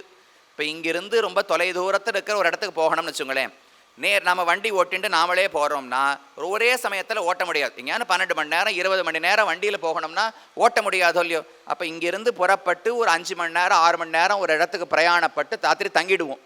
அடுத்த நாள் கார்த்தால அங்கிருந்து கிளம்பி வேற ஒரு இடத்துக்கு போவோமோ இல்லையோ. அதை போல பகவான் வைகுந்தத்திலிருந்து புறப்பட்டவர் எதற்காக இறங்கி வந்தார்னால் ஒரு பக்தனுடைய ஹிருதயத்தில் வாழ்வதற்காக பகவான் இறங்கி வராராம். அது எந்த பக்தனோ, அது நம்மாழ்வாராகவும் இருக்கலாம், ராமானுஷராகவும் இருக்கலாம், நாமாகவும் இருக்கலாம். பக்தனுடைய மனதில் இடம்பெறுவது தான் பகவானுடைய கடைசியான இலக்கு. அப்போ இந்த திவ்யதேசங்கள்லாம் இருக்காரு, எதுக்கு இருக்கார்னால் அது ஒரு வழிநடை உபயம். அங்கே வந்து இப்போ தங்கி இருக்கார், இன்னும் இந்த இடம் தயாராகலையோ இல்லையோ. ஒரு இடத்துக்கு நாம் போகணும், ஒரு வீடு வாங்கியிருக்கோம், அந்த வீட்டுக்கு குடி போகணும்னா வீடு தயாரானா தானே நம்மளால் குடி போக முடியும். அதை போல் இன்னும் இந்த மனசு பக்குவப்பட வேண்டும், பக்தி வளர வேண்டும். பக்தி பிறந்தால்தான் பகவான் வந்து இங்கு அமர்ந்து கொள்வார். பகவானுடைய திருவடிகள் எல்லாம் செவப்பாக இருக்கும் இல்லையோ. கை தாமரை போல செவப்பாக இருக்குமா, கண்ணு வாயி எல்லாம் செவப்பாக இருக்கும், திருவடிகளும் செவப்பாக இருக்கும். அது ஏன் சிவப்பாக இருக்கிறதுன்னு ஒரு ஆச்சாரியர் தெரிவிக்கிறார். ஸ்ரீமத் பராங்குஷ முனீந்திர மனோநிவாசாத் தஜ்ஜானுராக ரசமஜ்ஜனம் அஞ்சசாப்பிய. பகவான் வைகுந்தத்திலிருந்து புறப்பட்டு நம்மாழ்வாருடைய மனசில் வந்து அமர்ந்து விட்டாராம். அமர்ந்த உடனே மலை மேல் நின்று, மலை மேல் தான் நின்று என் மனத்துள் இருந்தானைன்னு ஆழ்வாருடைய பாசுரம். மலை மேலே பகவான் திருவேங்கடத்தில் நின்னார். அங்கிருந்து நேர புறப்பட்டு என் மனத்துள் இருந்தானை, என்னுடைய மனசுக்குள்ளே வந்துட்டார். வந்த உடனே ஆழ்வாருடைய மனசில் பக்தி காதல் நிறைய இருக்கும் இல்லையோ. காதல்னு சொன்னாலே உடனே சிவப்பு வர்ணம் தானே போடுறோம். அது ஒரு அமைதி அப்படின்னா வெளுப்பு கொடி வெண்மைன்னு காட்டுகிறோம். இல்லை ஆனந்தம் நிம்மதி அப்படின்னா வெளுப்புன்னு காட்டுறோம். அஜ்ஞானம் இருட்டு தீமை அப்படின்னா கருப்புன்னு நிறம் காட்டுறோம். காதல்னு சொன்னாலே சிவப்பு நிறம் தானே. அதை போல் ஆழ்வார் மனசில் காதல் நிறைய இருக்கிறதுனால அப்படியே சிவப்பாக இருந்தது தான் அந்த மனசு. பகவான் வந்து அந்த மனசில் நின்னாரோ இல்லையோ, அந்த சிவப்பெல்லாம் இவர் திருவடியில் கீழ்ப்பக்கம் ஒட்டிண்டு எடுத்தான். இல்லாட்டா அவர் திருமேனி முழுக்க கருப்பாக தான் இருந்தது. திருவடி மட்டும் சிவப்பானதுக்கு என்ன காரணம்னால் ஆழ்வாருடைய காதல் நிறைந்த மனசில் வந்து திருவடியை பதிச்சு நின்னாரோ இல்லையோ. பேரேனென்று என் நெஞ்சு நிறைய புகுந்தான்னு ஆழ்வார் போசரம். பேரே உலகின்ன பிரான் இந்து வந்து பேரேனென்னு என் நெஞ்சு நிறைய புகுந்தான். வெவ்வேறு விதேசங்கள் இருக்கிற எம்பெருமான்லாம் அவ்வப்போது கிளம்பி போயிடுவாளாம். ஆனால் பக்தனுடைய மனசுக்குள் வந்து விட்டால் பேரேன், இங்கிருந்து நான் புறப்பட்டு எங்கும் செல்வதாக இல்லை, இங்கேயே தான் இருக்க போகிறேன்னு சொல்லிக்கொண்டு நெஞ்சு முழுக்க பகவான் நிறைந்து விட்டார். அந்த நெஞ்சில் இருந்த சிவப்பு வர்ண காதல் பக்தி பட்டு பட்டு அவருடைய கால் திருவடி கீழ்ப்பக்கம் முழுக்க செவந்து போச்சான். மற்றபடி முன்னாடி செவப்பாவே இருக்கல. சரி, கை செவந்ததே எதனால்னால் கையில் கடிவாளத்தை பிடிச்சி பார்த்த சாரதியாக தேரோட்டினாரோ இல்லையோ, இல்லை பிருந்தாவனத்திலே சின்ன குழந்தையா இப்படி வச்சு வச்சு தவழ்ந்து தவழ்ந்து நடந்தாரோ இல்லையோ, அதனால கை சிவந்து போச்சான். அப்போ ஒவ்வொரு காரணத்தால தான் கை சிவந்திருக்கிறது, கால் சிவந்திருக்கிறது, கண் சிவந்திருக்கிறதே தவிர இயற்கையா பகவானுக்கு கருப்பு நிறம் ஆழ்வாருடைய மனசு சம்பந்தத்தாலே சிவந்து போய்விட்டது. அப்படி ஒரு பக்தனுடைய ஹிருதயம், அந்த ஹிருதயத்தில் இருப்பதைத்தான் பகவான் மிகவும் ஆசைப்படுகிறார். அங்கு வருவதற்கு இந்த மனசு தயாராகணும் இல்லையோ, அது வரைக்கும் கோவில்களிலே தான் இருந்து தரிசனம் கொடுக்கிறாராம். எப்போ மனசு தயாராச்சோ அங்கிருந்து புறப்பட்டு மனசுக்கு வந்து விடுகிறார். ஆனால் பாசுரம் எப்படி இருக்கு? இருப்பிடம் வைகுந்தம் வேங்கடம் மாலிரும் சோலை என்னும் பொறுப்பிடம் மாயனுக்கென்பர் நல்லோர், அவன் வந்து இருப்பிடம் மாயனி ராமானுஷன் மனத்துன்னு திருவரங்கத்தமுதனார் பாடல. அவை தம்மோடும் வந்து இருப்பிடம். பகவான் புறப்பட்டு ஆழ்வார் மனசுக்கோ ராமானுஷர் மனசுக்கு வந்தாரோ இல்லையோ, வந்த உடனே அப்ப என்ன வெளியில இனிமே திவ்யதேசத்துல இருக்க மாட்டாரா? திருவேங்கடத்தில் இருந்த எம்பெருமான் ராமானுஷர் மனசுக்குள்ளே வந்து விட்டார் என்றால் அப்ப இப்ப திருவேங்கடத்துல எப்படி அவர் இருக்கிறார்? அவர் தான் புறப்பட்டு போயிருக்கணுமோ இல்லையோ. ஒரு இடத்துல இருந்தவர் புறப்பட்டு இன்னொரு இடத்துக்கு போயிட்டா அங்க இருக்க மாட்டார் என்னால் இல்ல, பகவானுக்கு செய் நன்றி உணர்வு ரொம்ப உண்டாம். ஒருத்தர் நமக்கு உதவி செய்தார் என்றால் அதுக்கு நன்றியோடு இருக்கணுமோ இல்லையோ. திருவள்ளுவர் சொல்றார், என் நன்றி கொன்றார்க்கும் உய்வுண்டாம் உய்வில்லை செய் நன்றி கொன்ற மகர்க்கு. வேற எதவனாலும் நாம மறந்து போலாம், ஒருத்தர் நமக்கு செய்த உதவியை காலத்தால் செய்த உதவியாகவும் இருந்தால் அதை ஒரு நாளும் மறக்கவே கூடாது. அதை போல பகவானுக்கு திவ்ய தேசங்களிடத்துல ஒரு செய் நன்றி உணர்வு அதிகமா இருக்கான். என்ன செய் நன்றி? திவ்யதேசம் பகவானுக்கு என்ன உதவி பண்ணித்துனால் ஆழ்வார் மனதை அடைவதற்கு இந்த திவ்யதேசம் தானே காரணமா இருந்தது. அவர் வந்து இந்த கோவில்களிலே இருக்கவே தான் நம்மை போன்ற ஒரு ஜீவாத்மா போய் பகவானை தரிசிக்கிறோம். தரிசித்தால் தான் அவர் வந்து நம்முடைய மனசிலே அமர முடிகிறது. அப்ப பக்தனுடைய மனதை அடைவதற்கு வழியாக இருந்தது இந்த திவ்யதேசங்கள் தானே. வைகுந்தத்தில் இருந்தார், வேங்கடத்துக்கு வந்தார், திருமாலிருஞ்சோலை சோழமலைக்கு வந்தார், அங்கிருந்து புறப்பட்டு ராமானுஷர் இதயத்தை வந்து அடைந்து விட்டார். இப்படி வருவதற்கு காரணமாக வழியாக இருந்தது என்ன? இந்த திருவேங்கடம் திருமாலிருஞ்சோலை சோழமலை தானே. அதனால செய் நன்றி உணர்வு பகவானுக்கு அதிகம். அந்த இடத்த விடாம இன்னும் அங்கேயும் இருக்காராம்.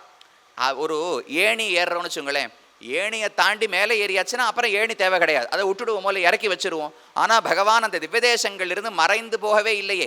இப்பவும் திருமாலிருஞ்சோலை சோழமலையில் இருக்கார், திருவேங்கடத்தில் சேவை சாதிக்கிறார். எதற்கு? இன்னும் ஏதோ அடைய வேண்டியது இருக்கிறதா? எதற்கு இருக்கார்னால் அடைய வேண்டிய ராமானுஷரமுடைய மனத்தை அடைந்து விட்டார். இனிமே அடைவதற்கு ஒன்றும் கிடையாது. ஆனால் அதை அடைவதற்கு இந்த திருவேங்கடம் தானே ஒரு வழியாக இருந்தது. அந்த நன்றி உணர்வோடு இன்னும் திருவேங்கடத்தில் பகவான் சேவை சாதிக்கிறாராம். சாத்திய ஹிருதிஸ்தனாயும் சாதனம் உருக்கெடுக்கும் கிருதஜ்ஞதா கந்தம். ஒரு பக்தனுடைய மனதை அடைந்த பிறகும் அதை அடைவதற்கு வழியாக இருந்த திவ்யதேசத்தில் நன்றி உணர்வு இருக்கு. அதனால இன்னும் இந்த திவ்யதேசங்கள்ல இருக்கிறார். ஆனால் ராமானுஷர் மனசுக்கு வரும்போது தனியாக அவர் வரவில்லையாம். அவை தம்மோடும் வந்து இருப்பிடம் என்று பாடுகிறாரோ இல்லையோ. பார்க்கடல் காலி பண்ணிண்டு பகவான் புறப்பட்டு ராமானுஷர் மனசுக்கு வந்துட்டாராம். திருவேங்கடத்தில் தான் மட்டும் புறப்பட்டு வராமல் அங்கிருந்த மலையோடு கூட நேர ராமானுஷர் மனசுக்கு வந்துட்டாராம். அது எப்படி சாமி? மனசு நெஞ்சம்ங்கிறது ஒரு சின்ன விஷயம், அதுக்குள்ள பகவான் இருக்கிறதே பெரிய ஆச்சரியம். ஏன்னா பகவான் நாராயணனை பற்றி சொன்னால் விபு எங்கும் நீக்கமர நிறைந்திருக்கிறார் என்று சொல்லுகிறோமோ இல்லையோ. இப்போ நாம் எப்பேற்பட்டவர்கள்? அணு ஆத்மா, ஜீவாத்மா என்பவர் ரொம்ப சின்ன வடிவத்தை உடையவர். அவர் ஒரு பூனையினுடைய உடம்புக்குள்ளே போனாலும் இவ்வளவு உண்டு தான் இருப்பார், மனித உடலுக்குள் இருந்தாலும் இவ்வளவு உண்டு தான் இருப்பார். அவர் வளர்வதோ குறைவதோ கிடையாது. ஆத்மா என்பவர் மிக மிக நுண்ணியவர் என்று தான் உபனிஷத்துக்கள் சொல்லுகின்றன. அப்போ அந்த பெருமான் ஒரு இடத்துல இன்னொரு இடத்துக்கு போனார்னு சொன்னால் புரியறது. பகவான் நாராயணன் எங்கும் நிறைந்திருப்பவர் தானே. கரந்தசில் இடந்தொரும் இடந்திகள் பொருள்தொரும் கரந்தெங்கும் பரந்துளன் என்று ஆழ்வார் தெரிவிக்கிறார். இந்த மேஜைக்குள்ளேயும் இருக்கார், இந்த ஒலிபெருக்கிக்குள்ளேயும் இருக்கார், வேட்டிக்குள்ளேயும் இருக்கார், மண்டபத்துக்குள்ளேயும் இருக்கார், எல்லாத்துக்குள்ளேயும் பகவான் இருக்கிறாரோ இல்லையோ. அப்போ ரொம்ப பெரியவர். அப்பேற்பட்ட பெரியவரான பகவான் ஆழ்வாரோட மனசு சின்ன மனசா இருக்கும். ராமானுஷருடைய ஹிருதயங்கிறது எவ்வளவு பெருசு இருக்க போகிறது? அந்த சின்ன ஹிருதயத்துக்குள்ள வந்து இருக்கிறாரே, அவர் கஷ்டமா இருக்காதான்னு.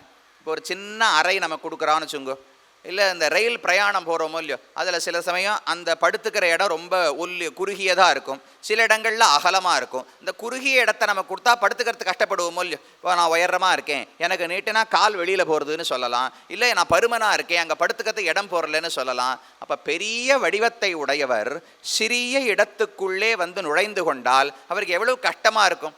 அதை போல பகவான் விபு ஆயிற்றே, அவர் எப்படி ராமானுஜர் மனசுக்குள்ளே வந்து இருக்க முடியும்?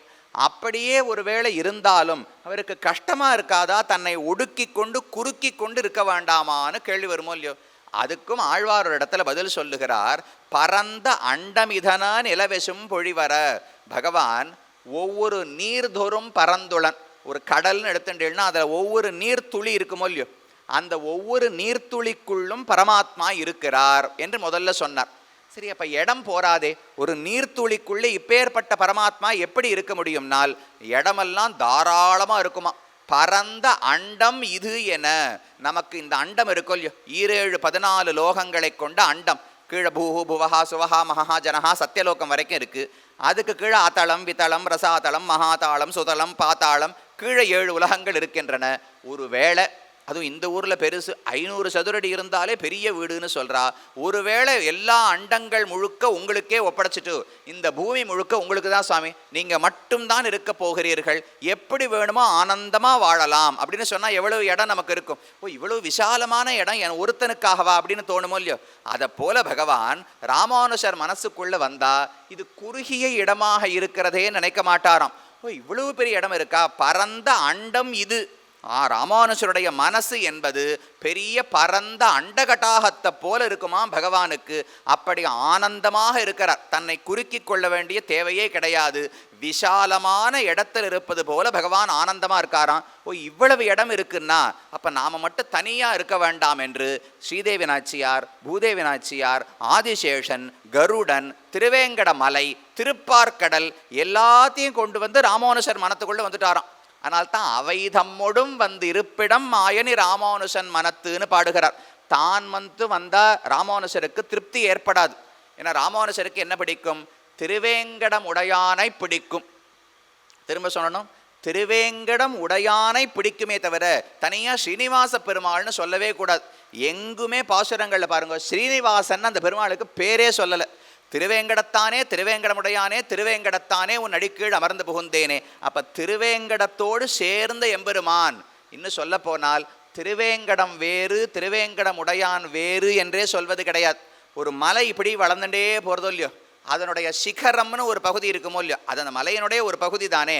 அதை போல மலை 7 மலைகள் உயர்ந்தன, அதில் திருவேங்கடமுடையான முளைச்சி இருக்காராம். அந்த மலையினுடைய ஒரு பகுதி, மலையே திருவுடம்புன்னு ஆழ்வாருடைய பாசுரம். இந்த மலையே பகவானுடைய திருவுடம்பு தான், மலை வேறு திருவேங்கடமுடையான் வேறு கிடையாது. அதனால்தான் சுவாமி ராமானுஜர் புறப்பட்டு திருவேங்கடத்துக்கு ஒரு முறை சேவிப்பதற்கு போனார். ராமானுஜர் 2 முறை திருவேங்கடம் சென்றிருக்கிறார். முதல் முறை சென்றது பெரிய திருமலை நம்பிகளிடத்திலே ராமாயணம் காலக்ஷேபம் கேட்பதற்காக. ராமானுஜருடைய சொந்த மாமா, ராமானுஜருடைய தாயாருக்கு சகோதரர் தான் பெரிய திருமலை நம்பிகள் என்று திருமலையிலேயே இருந்து கைங்கரியம் செய்து கொண்டு வந்தார். அவரிடத்துல தான் ராமாயணங்களுடைய அர்த்தங்களை கேட்க வேண்டும்னு ராமானுஜர் புறப்பட்டு போகிறார். 1 வருஷ காலம் திருமலையிலே தங்கி இருந்தார். அப்ப திருமலை ஆழ்வார் தான் பெரிய திருமலை நம்பிகளிடத்திலே காலக்ஷேபங்களை கேட்டார். இப்போ மேலே போய் பெருமானை சேவிக்கணுமோ இல்லையோ, கீழே கோவிந்தராஜ பெருமாளை சேவித்து விட்டார். ஆழ்வார் தீர்த்தம் என்ற இடத்துல ஆழ்வார்கள் சந்நிதியெலாம் இருக்குது, அங்கேயும் சேவித்து கொண்டார். புறப்பட்டு மேலே மலைக்கு மேலே போகணும், நான் வரமாட்டேன்னு சொல்லிட்டார் ராமானுஜர்.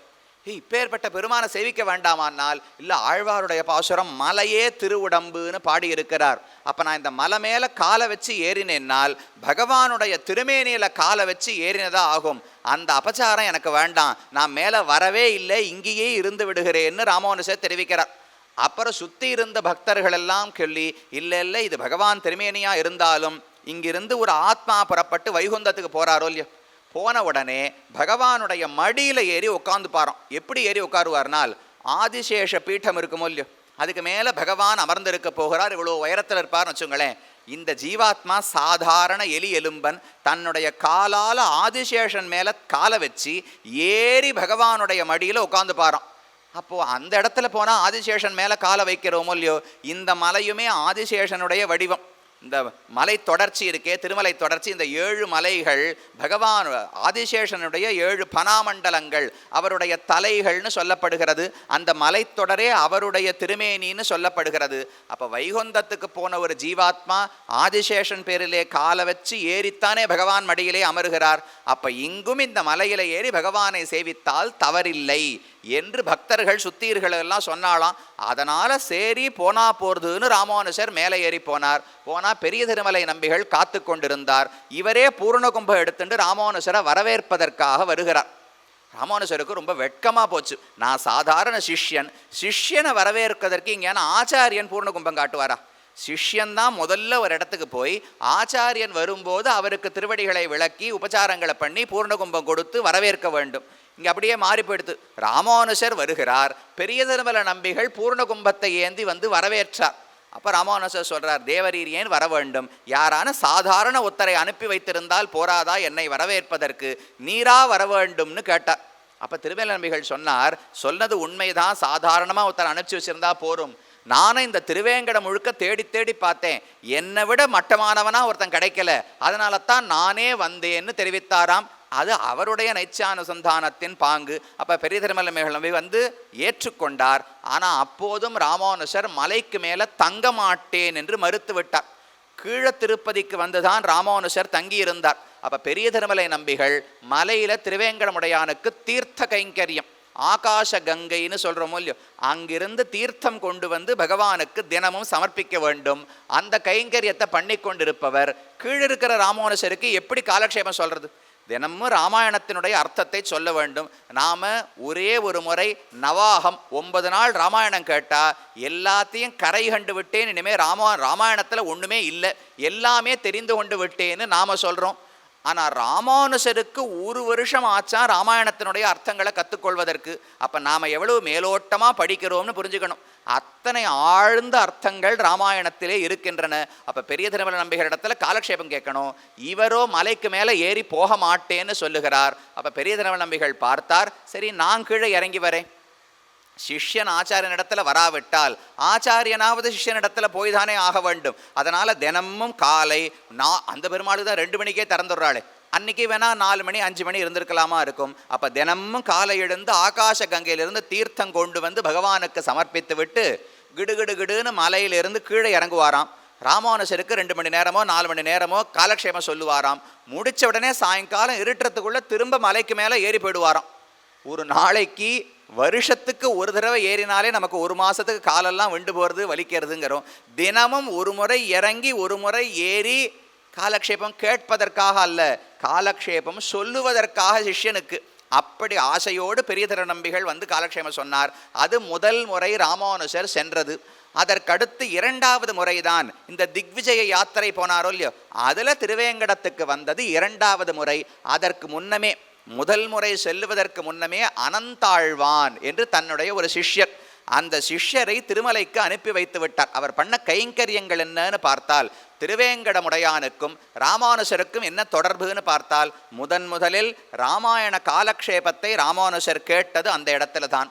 2வதாக திரு அனந்தாழ்வான் என்று ஒரு பெரியவர் ராமானுஜருடைய சிஷ்யர், அவரை கிளப்பி திருவேங்கடத்துக்கு அனுப்புகிறார் ராமானுஜர். ஏன்னா ஒரு முறை திருவாய்மொழிக்கு அர்த்தம் சொல்லிக் கொண்டு வருகிறார். அப்போ ஆழ்வாருடைய பாசுரம், சுமந்து மாமலர் நீர் சுடர் தூபம் கொண்டு அமர்ந்து வானவர் கோனடும் நமன்னெழும் திருவேங்கடம். அப்படியே மூட்டையா கூடையா புஷ்பங்களை ஏந்தி கொண்டு பகவானுக்கு கைங்கரியம் அர்ச்சனை செய்வதற்கு தேவர்கள் வருகிறார்கள் என்று ஆழ்வாருடைய பாசுரம். இதை பார்த்த உடனே திருவேங்கடமுடையானுக்கு புஷ்பம்னா ரொம்ப பிடிக்கும் போல் இருக்கு, அவருக்கு புஷ்ப கைங்கரியம் செய்ய வேண்டும். ஒரு நந்தவனம் அமைத்து தினமும் புஷ்பங்களை விளைத்து அதை மாலையாக தொடுத்து பகவானுக்கு சமர்ப்பிக்க வேண்டும்னு ஒரு ஆசை அவருக்கு ஏற்பட்டது. பெரிய சிஷ்ய கோஷ்டி அமர்ந்திருக்கிறது. அதில் ஒரு விண்ணப்பம் வைத்தார், யாராவது ஒருத்தர் இப்போதே புறப்பட்டு திருவேங்கடத்துக்கு போய் அங்கே ஒரு அழகான தோட்டம் அமைத்து புஷ்பங்களை வளர்த்து கைங்கரியம் பண்ணணும். தொண்டடிப்புடியாழ்வார் பண்ண கைங்கரியம் நந்தவன கைங்கரியம், பெரியாழ்வார் செய்த கைங்கரியம் நந்தவன கைங்கரியம், அதை போல திருவேங்கடமுடையானுக்கு பண்ணணும். ஆழ்வாருடைய ஆசை, ஆழ்வார் ஆசைப்பட்டபடி யாராவது செய்ய வேண்டும்னு பிரார்த்திக்கிறார். யாருமே முன்வரல, எல்லாருக்கும் பயம். ஏன்னா திருவேங்கடம் என்பது இன்றைக்கு இருப்பது போல் அன்று அல்ல. விஷ ஜந்துக்கள், பல கொடிய வியாதிகள், பல மிருகங்கள் இதெல்லாம் இருக்கக்கூடிய ஊர். அப்போ யாருமே அங்கே இருக்கிறதுக்கு பயப்படுவார்கள். அந்த சமயத்தில் அனந்தாழ்வான்னு ஒருவர், அவர் மட்டும் தைரியமாக எழுந்திருந்து சுவாமி நியமனமானால் இப்போதே புறப்பட்டு செல்லுகிறேன்னு ஒரு வார்த்தை சொன்னாராம். ராமானுஜருக்கு ரொம்ப ஆனந்தம். இப்பேற்பட்ட பெரிய கோஷ்டிக்குள்ளே நீர் ஒருவர் தான் ஆண் பிள்ளை, அனந்த ஆண் பிள்ளை என்று அவருக்கு பெயர் ஏற்பட்டது. நீர் ஒருத்தர் தான் தைரியமா வார்த்தை சொல்லியிருக்கீர் என்று அவருக்கு அனுகிரகித்து கிளப்பி அனுப்புகிறார். அவர் அங்கு போய் ஒரு குளம் வெட்டி அங்கு ஒரு நந்தவனத்தை அமைத்து, இன்னைக்கு அந்த நந்தவனம் இருக்கு. அந்த நந்தவனத்துக்கு ஸ்ரீனிவாச பெருமாள் இப்போதும் புறப்பாடாக எழுந்தருளுகிறார். அந்த அளந்தாழ்வான் தோட்டத்தை அமைத்து அங்கிருந்து புஷ்ப கைங்கரியங்களை செய்து கொண்டு வந்தார். இது 2வது தொடர்பு. திருவேங்கடமுடையானுக்கு எம்பெருமானார் ஏற்படுத்தி வைத்த கைங்கரியம் 2வது. 3வது தொடர்பு, இவர் ஒரு முறை திருவேங்கடத்துக்கு போகும்போது மலை ஏறி போய்கொண்டிருக்கிறார். கையில் சாப்பிட்றதுக்கு ஒன்றும் கிடையாது. திடீர்னு இவருக்கும் சிஷ்யர்களுக்கும் பசி எடுக்க தொடங்கியது. என்ன சாப்பிட்றது? நம்மளை போல் இப்போனா ஏறும்போதே பக்கத்தில் வரிசையாக கடையாக வச்சுருக்கா, கடையில் என்ன வேணுமோ வாங்கி சாப்பிட்டுட்டே போகலாங்கிறா. அந்த காலத்தில் என்ன அப்படி இருந்தாலும் அவள் சாப்பிட்ருக்க போகிறாளான்னு பகவானுக்கு நைவேத்தியம் பண்ணப்பட்ட தூய்மையான சாத்விக உணவு ஸ்ரீவைஷ்ணவர்கள் சமைத்து கொடுத்தா மட்டும்தான் உணவு அருந்தி இருக்க போகிறார்கள். அதுவும் ராமானுஜர் யார் என்ன பிக்ஷை எடுக்கிறார்களோ அந்த பிக்ஷையை கொண்டு தான் வாழ்ந்து வந்தார். அப்போ அவர் எந்த உணவையும் சாப்பிட முடியாது, பசிக்கிறது. என்ன பண்ணுறதுன்னு யோசித்தார். திடீர்னு ஸ்ரீனிவாச பெருமான் ஒரு சின்ன குழந்தை வடிவத்தை எடுத்துக்கொண்டு கையில் ஒரு 4 மாம்பழத்தை எடுத்துட்டு எதிர்த்தாப்பில் வந்தார். இவர் பாதி தூரம் மலை மேலே ஏறி போயிட்டு இருக்கார். எதிர்த்தாற் போலே ஸ்ரீனிவாச பெருமானே ஒரு குழந்தை வடிவத்தில் வந்தார். வந்து என்கிட்ட வேணா மாம்பழம் இருக்கு, இதை சாப்பிட்டு பசி தீர்த்து கொள்ளலாம்னு வழங்கினாராம் பெருமான். ராமானுஜர் அதை வாங்கினவர் சாப்பிட்றதுக்கு முன்னாடி ஒரு கேள்வி கேட்டார். உனக்கு ஆச்சாரிய சம்பந்தம் உண்டா? யார் யாரோ கொடுத்ததெல்லாம் என்னால் வாங்கி சாப்பிட முடியாது, உனக்கு ஆச்சாரியன் யாராவது இருக்கிறார்களா? அவர்கள் தனியன் சொல்லுன்னு கேட்டார். நமக்கே கொஞ்சம் கட்டமாக இருக்கும். திடீர்னு ஆமாம் தினமும் சொல்லிட்டு இருக்கோம், என்ன மறந்து போச்சுன்றுவோம். அப்படி இல்லாமல் தனியன் சொல்லி ஆச்சாரிய சம்பந்தம் இருந்து பஞ்சசம்ஸ்காரம் ஆகி இருந்தால்தான் அவர் கொடுத்த பழத்தையே உண்ணுவேன்னு ராமானுஜர் நெறி வைத்திருந்தார். அப்போ தனியன் கேட்கிறார், ஸ்ரீனிவாச பெருமாளுக்கு யார் ஆச்சாரியன்? அவர் தான் உலகத்துக்கே குருவாக பிரதமாச்சாரியனாக இருக்கிறார், அவருக்கு வேற ஆச்சாரியன் கிடையாது. சட்டுன்னு யோசித்து பார்த்தார், இருக்கார், அனந்தாழ்வான் தான் என்னுடைய ஆச்சாரியன்னு பொய் சொல்லிட்டார். உடனே ராமானுஜர் அப்படியா, அப்போ ஆச்சாரியன் தனியன் சொல்லுன்னு கேட்டாராம். இவருக்கு அனந்தாழ்வானுடைய தனியன் தெரியாது, யோசிக்கவே இல்லை. அங்கேயே தானே ஒரு ஸ்லோகத்தை இயற்றி அகிலாத்ம குணாவாசம் அஜ்ஞான திமிராபகம் ஆஸ்ருதானாம் சுசரணம் வந்தே அனந்தாரிய தேசிகம் என்று ஒரு தனியனை இயற்றினாராம். கேட்டார் ராமானுஜர், சரி பிள்ளைக்கு அப்போ ஆச்சாரியன் தனியன் தெரிஞ்சிருக்கு, சாப்பிடலாம் போல் இருக்குன்னு சாப்பிட போனார். மறுபடியும் சந்தேகம் வந்தது ராமானுஜருக்கு. பொதுவாக ஒரு ஆச்சாரியனுக்கு தனியன், அவரை பற்றின ஒரு ஸ்லோகம் இயற்றினால் அவருடைய ஆச்சாரியனை பற்றி அதில் குறிப்பிட்டிருப்பார்களோ இல்லையோ. இப்போ யாராவது மணவாள மாமனிகள் தனியன் இருக்கு, ஸ்ரீசைலேச தயாபாத்திரம் தொடங்கும் போதே ஸ்ரீசைலேசரான திருமலையாழ்வார் திருவாய்மொழி பிள்ளைக்கு சிஷ்யர் அப்படின்னு தானே ஆரம்பிக்கிறோம். அதை போல இந்த தனியனில் இல்லவே இல்லை. அகில ஆத்மகுண ஆவாசம், எல்லா நற்பண்புகளுக்கும் இருப்பிடமாய் இருப்பவர், அஜ்ஞான திமிராபகம் அறிவின்மை அஜ்ஞானம் என்கிற இருட்டை போக்கக்கூடியவர், ஆஸ்ருதானாம் சுசரணம் யாரெல்லாம் அவர் திருவடிகளை பற்றுகிறார்களோ அவர்களுக்கு நல்ல புகழாக இருக்கிறார். வந்தே அனந்தாரிய தேசிகம், அந்த அனந்தாரியர் அனந்தாழ்வானை வணங்குகிறேன். இதுதான் ஸ்ரீனிவாச பெருமாள் சொன்ன தனியன். இதை கேட்டவருக்கு சந்தேகம் வந்தது, இந்த தனியன் சரியா இல்லையே, ஏதோ கற்பனையாக எழுதின மாதிரி இருக்கே, ஆச்சாரியன் பேரே இல்லையேன்னு கேட்கிறார். அதை கேட்ட உடனே இன்னொரு தனியன் பகவான் சொல்லுகிறார், சதுத்தமாங்க சந்தாரியம் அனந்தாரியம் அகம்பஜே. ராமானுஜருடைய பாதாம்பூருக துவயம், திருவனந்தாழ்வான் தான் ராமானுஜருடைய திருவடி நிலைகளாகவே அனந்தாழ்வான் இருக்கிறார். அந்த அனந்தாழ்வானை நான் வணங்குகிறேன் என்று 2வது ஒரு தனியனை ஸ்ரீனிவாச பெருமாள் வழங்குகிறார். அதை கேட்டுத்தான் ராமானுஜர் திருப்தி அடைந்தாராம். சரி, இது சரியான தனியனா இருக்கு, இப்ப இந்த மாம்பழத்தை சாப்பிடலாம்னு ஏற்றுக்கொண்டாராம். அப்படி ராமானுஜர் களைப்பை போக்குவதற்காக தானே ஒரு சிறுவனாக வந்து, அப்ப ஆச்சாரியன் உண்டான்னு கேட்டால் ராமானுஜர ஆச்சாரியன்னு சொல்லிக்கல, பெரிய திருமல நம்பிகள் ஆச்சாரியன்னு சொல்லிக்கல. ஸ்ரீனிவாச பெருமாளுக்கு என்ன பிடிச்சிருந்தது, ராமானுஜருடைய சிஷ்யனுக்கு நான் சிஷ்யனா இருக்கணும், ராமானுஜருக்கு சிஷ்யனா இருக்க வேண்டாம், அவருடைய சிஷ்யன் அனந்தாழ்வான் என கைங்கரியம் பண்ணிருக்கார். அப்ப அனந்தாழ்வான் இடத்துல ராமானுஜருக்கு எவ்வளவு அன்பு இருக்கும். நான் கேட்டபோது இத்தனை பேர் பயந்து நின்றபோது ஒரே ஒருவன் மட்டும் திருமலைக்கு புறப்பட்டு சென்றான்னு அவர் பேரில் ஒரு ஆசை ராமானுஜருக்கு இருக்குமோ இல்லையோ, அந்த சிஷ்யனுக்கு தன்னை சிஷ்யன்னு சொல்லிக் கொள்ளுகிறார்.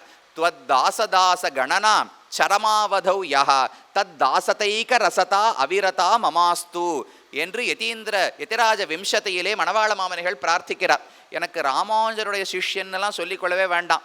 ராமானுஜருடைய சிஷ்யனுக்கு சிஷ்யனுக்கு சிஷ்யனுக்கு சிஷ்யனுக்கு சிஷ்யனுக்கு சிஷ்யன் அப்படின்னு கடைசி சிஷ்யன் ஒருத்தர் இருப்பாரோ இல்லையோ, அவருக்கு நான் சிஷ்யனாக இருக்க வேண்டும் என்று மணவாள மாமனிகள் ஆசைப்படுகிறார். அதை போல ஸ்ரீனிவாச பெருமானும் ராமானுஜருடைய சிஷ்யனுக்கு சிஷ்யனாக இருக்க வேண்டும் என்று ஆசைப்பட்ட சரித்திரம், ஒரு அழகான பரிமாற்றம் அவர்களுக்குள்ளே. அப்புறம் மேலே எழுந்து செல்லுகிறார். பகவானுக்கு முன்னாடி நின்று அவரை சேவித்த உடனே மனசு முழுக்க ஆனந்தம். ஸ்ரீனிவாச பெருமாளை இத்தனை நாள் கிடைக்காமல் இப்போது சேவிக்கிறாரோ இல்லையோ, அந்த ஆனந்தத்தினால கண்ணில் நீர் பெருகுகிறது. அப்படியே நின்று கொண்டிருக்கிறார். அப்போ சுற்றி இருக்கிற பக்தர்கள் எல்லாம் பார்த்து ஒரு விண்ணப்பம் வைத்தார்கள். இந்த ஆனந்தத்தோடு ஏதான ஒரு 4 வார்த்தை. பகவானை சேவித்த உடனே நாம் நாம சங்கீர்த்தனம்னு பண்ணுறோமோ இல்லையோ, நாம் இந்த காலத்தில் எப்படி நாம சங்கீர்த்தனம் பண்ணுறோம்? இன்னிலிருந்து ஒரு வாரம் 10 நாள் தள்ளி ஒரு ஞாயிற்றுக்கிழமையாக தேர்ந்தெடுத்து, அன்னைக்கு மற்றபடி இந்த மட்டைப்பந்து கால்பந்து இந்த போட்டிகள் எல்லாம் இல்லையா, கூப்பிட்டா மக்கள் எல்லாம் வருவாளான்னு பார்த்து அன்னைக்கு சாயங்காலம் 4லிருந்து 5, 5:15 வரைக்கும் நாம சங்கீர்த்தனம்னு தொடக்க நேரம் மட்டுமல்ல முடிவு நேரத்தையும் சேர்த்து பத்திரிகையில் போடுறோம். என்ன சுவாமி, நாம சங்கீதம் ஆரம்பிச்சா அப்படியே ஆனந்தமாக பாட வேண்டாமாண்ணா? ஐயோ 5:30க்கு வேற காரியம் இருக்குது சுவாமி, 5:15க்கு முடிச்சாதான் எல்லாரும் கிளம்பி போக முடியும். இப்படித்தான் நாம சங்கீர்த்தனம் பண்ணுறது. ஆழ்வார் எப்படி தெரியுமா சொல்கிறார்? பகவானுடைய குணங்களை நினைக்கணுமா, நினைக்க நினைக்க அது மனசுக்குள்ள தங்காமல் தானா வாய் வழியாக வெளியில் நாம சங்கீர்த்தனமாக வரணுமா. நாம சங்கீர்த்தனம் பண்ணும்போது ஒரு இடத்துல இப்படி அமர்ந்து பண்ண முடியாது. அந்த ஆனந்த பெருக்கால எழுந்து கூத்தாட ஆரம்பிக்கணுமா. மொயம்பாம் பூம்பொழில் பொய்கை முதலை சிறைப்பட்டு நின்ன கைம்மாவு கருள் செய்த கார்முகில் போல் வண்ணன் கண்ணன் எம்மானை சொல்லி பாடி எழுந்தும் பறந்தும் துள்ளாதார் தம்மால் கருமம் என் சொல்லீர் தன்கடல் வட்டத்துள்ளீரேன்னு ஆழ்வார் பாசுரம். கஜேந்திர மோட்ச விற்த்தாந்தத்தை நினைச்சா தானா மனசு தாங்க முடியாமல் பாசுரம் வெளியில் வரணும், நாம சங்கீர்த்தனம் பண்ணணும். நாம சங்கீர்த்தனம் ஆரம்பித்தா அது போராது, எழுந்து நாட்டியம் ஆடணும். எப்படி நாட்டியம் ஆடணும்னா நமக்கு ஒரே வெட்கமாக இருக்கும். வெறுமை இப்படி கைகால் ஆட்டுவோம், இப்படி தட்டுவோம், அவ்வளவுதான் பண்ணுவோம். கும்பிடு நட்டமிட்டாடி கோகு கட்டுண்டுழலாதார் தான் தலையினோடு ஆதனம் தட்ட தடுகுட்டமாய் பரவாதார். தலை போய் காலில் இடிக்கணுமா, அப்படி தலைகீழ குப்புறமா குதிச்சு ஆட வேண்டும்னு ஆழ்வார் தெரிவிக்கிறார். அப்படி நாம சங்கீர்த்தனம் செய்ய வேண்டும். அன்பினுடைய வெளிப்பாடு, ஆனந்தத்தினுடைய வெளிப்பாடு, துக்கத்தினுடைய வெளிப்பாடாகவும் பாடலாம். ஆழ்வார் பாசுரங்களையே பார்த்தேனால் 2 பாவங்கள் இருக்கும். ஒன்று ஆனந்தம் அதிகமாகி பாசுரம் பாடுவார்கள், இல்லை துக்கம் அதிகமாக ஆகி பாசுரம் பாடுவார்கள். இந்த திவ்யதேசமே திருவேங்கடமே எடுத்துக்கோங்களேன். 2 ஆழ்வார்களும் திருவேங்கடமுடையானிடத்திலே சரணாகதி செய்தார்கள். நம்மாழ்வாருடைய பாசுரத்தையும் பாருங்கோ, திருமங்கை ஆழ்வாருடைய பாசுரத்தையும் பாருங்கோ, அப்படியே எதிரெதிரான பாசுரங்கள். நம்மாழ்வார் சரணாகதி பண்ணும்போது ஆனந்தமாக பாசுரம் பாடுகிறார்.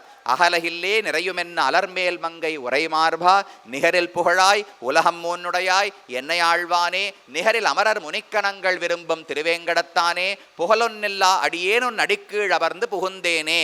உன்னுடைய குணங்களையெல்லாம் தெரிந்து கொண்டேன், அதனால மகிழ்ச்சி, கூட பிராட்டி இருப்பதையும் அறிந்து கொண்டேன், உன்னையே சரணமாக பற்றுகிறேன் என்று ஞானத்தோடு பக்தியோடு சரணாகதி பண்ணுகிறார் ஆழ்வார். இது நம்மாழ்வார் பாசுரம்.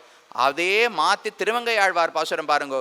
தாயே தந்தை என்னும் தாரமே கிளை மக்கள் என்னும் நோயே பட்டொழிந்தேன் உன்னை காண்பதோர் ஆசையினால் வேயை பூம்பொழில் சூழ் விரையார் பொழில் வேங்கடவா நாயேன் வந்தடைந்தேன் நல்கி ஆளென்னை கொண்டருளே. போரும் பகவானே, இத்தனை நாள் நான் சம்சாரத்தில் பட்ட கஷ்டமெல்லாம் போரும். தாய் தந்தை தாரம் மக்கள் செல்வம் இதோடையே இத்தனை நாள் கழித்து விட்டேன், நோயே பட்டொழிந்தேன். இந்த சம்சாரம் என்கிற வியாதியால் ரொம்ப தளர்ந்து போய்விட்டேன். இனி என்னால் இந்த துன்பத்தை தாங்க முடியாது. நாயேன் வந்து அடைந்தேன். என்னை விட தாழ்ந்தவன் நாய்த்தன்மை உடையவன் ஒருத்தன் இருக்க முடியாது. நல்கி ஆள் என்னை கொண்டருளே. என்னை உனக்கு பக்தனாக சரணாகதனாக கிங்கரனாக ஏற்றுக்கொள்ள வேண்டும். இது திருமங்கை ஆழ்வாருடைய சரணாகதி. முழுக்க முழுக்க அழுக. நம்மாழ்வார் அழுதே பாசுரம் பாடலை, ஆனந்தமாக சரணாகதி பண்ணுறார். திருமங்கை ஆழ்வார் அழுது சரணாகதி பண்ணுறார். ரெண்டுமே ரெண்டு பாவம்.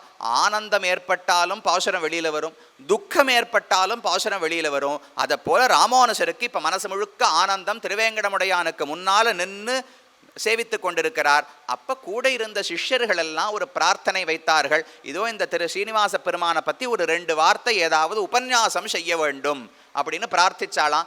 அப்போது ஒரு உபன்யாசம் செய்தார். அந்த உபன்யாசத்தை பிற்பாடு ஒரு கிரந்தமாக எழுதி வைத்தார். அந்த கிரந்தத்துக்கு தான் வேதார்த்த சங்கிரகம் என்று பெயர். ராமானுஜர் மொத்தம் 9 நூல்களை எழுதியிருக்கிறார். அதில் உபனிஷத்துக்களினுடைய சரியான பொருள் இதுதான், விசிஷ்டாத்வைத சித்தாந்தம் இன்னதுதான் என்று காட்டக்கூடிய ஒரு கிரந்தம்தான் வேதார்த்த சங்கிரகம் என்கிற கிரந்தம். அந்த கிரந்தம் கையில் புஸ்தகத்தை வச்சுண்டு எழுத்தாணியை வச்சுண்டு யோசிச்சு எழுதின புஸ்தகமே கிடையாது. அந்த வேதார்த்த சங்கிரகத்துக்கு ஸ்ருத பிரகாஷிகாச்சாரியர் சுதர்சன பட்டர் என்று வேதவியாச பட்டர் வம்சத்திலே அவதரித்தவர்.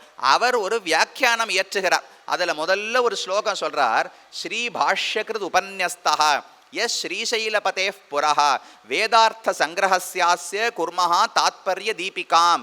நான் ஒரு வியாக்கியானம் இயற்ற போகிறேன், ராமானுஜருடைய வேதார்த்த சங்கிரகத்துக்கு வியாக்கியானம் பண்ண போகிறேன். இந்த கிரந்தம் எப்படி தெரியுமா வந்தது? ஸ்ரீ பாஷ்யகிருத் உபன்யஸ்தா, ஸ்ரீபாஷ்யத்தை இயற்றினவரான சுவாமி ராமானுஜராலே உபன்யசிக்கப்பட்டது, எழுதப்பட்டது. விரச்சித்தம்னு அவர் சொல்லலை, உபன்யசிக்கப்பட்டது. எங்கு பண்ணார்னால் ஸ்ரீசைலபதேஹே புரஹ, ஸ்ரீசைலபதி திருவேங்கடமுடையான் அவருக்கு முன்னால் நின்று கொண்டு ஆனந்தத்தின் வெளிப்பாடாக ராமானுஜர் உபன்யாசம் பண்ணாராம். அந்த உபன்யாசத்தை தான் வேதார்த்த சங்கிரகம் என்கிற நூலாக எழுதி வைத்திருக்கிறார்கள். அப்போ அந்த ஆனந்தத்தால் ஒரு கிரந்தமே பாடினார். ரொம்ப கஷ்டமான கிரந்தம். வேதார்த்த சங்கிரகம் சாதாரணமானது இல்லை. அத்வைத மதம், மற்ற விதமான மதங்கள், அதிலெல்லாம் என்ன தவறு இருக்கிறது, வேதாந்தத்தினுடைய சரியான கருத்து என்ன என்று ரொம்ப ஆழமான ஒரு நூல். அந்த நூலை தன்னுடைய ஆனந்தத்தின் வெளிப்பாடாக திருவேங்கடமுடையானுக்கு சமர்ப்பித்தார். அது இன்னொரு பரிமாற்றம். அப்போ கால் வச்சு ஏறமாட்டேன்னு சொன்னது, ஏறும்போது மாம்பழம் வாங்கி ஏற்றுக்கொண்டது, அந்த பெருமானுக்கு தான் வேதார்த்த சங்கிரகத்தையே அனுகிரகித்தது. இன்னும் பல, அப்பனுக்கு சங்காழி அளித்தான் வாழியேன்னு சொல்கிறோமோ இல்லையோ, இது நடந்தது 2வது முறை திக்விஜயம் வரும்போது. முதல் முறை செல்லும்போது பெரிய திருவள்ளுவர் நம்பிகளை சந்தித்தார், ராமாயணம் காலக்ஷேபம் கேட்டார், மாம்பழம் வாங்கி உண்டார், பகவானுக்கு வேதார்த்த சங்கிரகம் அனுகிரகித்தார். இதெல்லாம் முதல் முறை நடந்தது. அப்புறம் திக்விஜயம் போய் 2வது முறை திருவேங்கடத்துக்கு வருகிறாரோ இல்லையோ, அப்போது அந்த இடத்துல ஒரு சின்ன கலகம் ஏற்பட்டது. இந்த பெருமான் விபரீதமாக ஒரு முடிவு எடுத்துட்டார். பெருமான்னு சொன்னால் ஒரு மூர்த்தியை சேவித்த உடனே இது யாருன்னு எப்படி முடிவெடுப்போம்? இது நாராயணன் விஷ்ணுவினுடைய கோயில்னு எப்படி முடிவெடுப்போம்? முதல்ல சங்க சக்கரங்கள் இருக்கும்.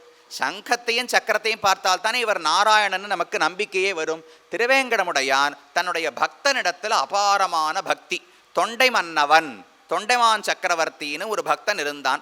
அவனிடத்துல ஸ்ரீனிவாச பெருமாளுக்கு ரொம்ப அதிகமான அன்பு உண்டு. அவனுக்கு திருமந்திரார்த்தத்தையே ஸ்ரீனிவாச பெருமான் தான் உபதேசித்தார். அது போராதென்று உனக்கு நிறைய எதிரிகள் எல்லாம் இருப்பார்கள், உன்னை ரட்சித்துக் கொள்வதற்காக இதோ இந்த சங்க சக்கரங்களை நீயே வச்சுக்கோன்னு அவரிடத்துல கொடுத்துட்டார். இப்போ திருவேங்கடமுடையான் கையில் ஆயுதமே இல்லை. இந்த கையில் திருவடிகளை காட்டின்றிருக்கார், இந்த கை கட்டிஹஸ்தமாக முழந்தாள் பக்கத்தில் வச்சுருக்கார். மேல் திருக்கைகள் இப்படித்தான் இருக்கும். இப்போதும் திருவேங்கடமுடையானுக்கு திருமேனியிலே எந்த ஆயுதங்களும் சங்கமோ சக்கரமோ கிடையாது. திருவேங்கடமுடையானுடைய மூலமூர்த்தி இயற்கையாக சேவிச்சினால் மேலே இருக்கிற கவச்சத்தை எல்லாம் களைந்து விட்டால் அவர் கையில் சங்க சக்கரங்கள் இருப்பது மேலே செயற்கையாக பொருத்தப்பட்ட சங்க சக்கரங்கள் தான். கையில் வெறும ஓட்டை தான் இருக்கும். அந்த சங்க சக்கரங்களை வெறுமை வச்சிருக்காளே தவிர உள்ள கிடையாது. அதுக்கு மேலே ஒரு கவச்சம் போட்டு மூடி இருப்பார்கள்.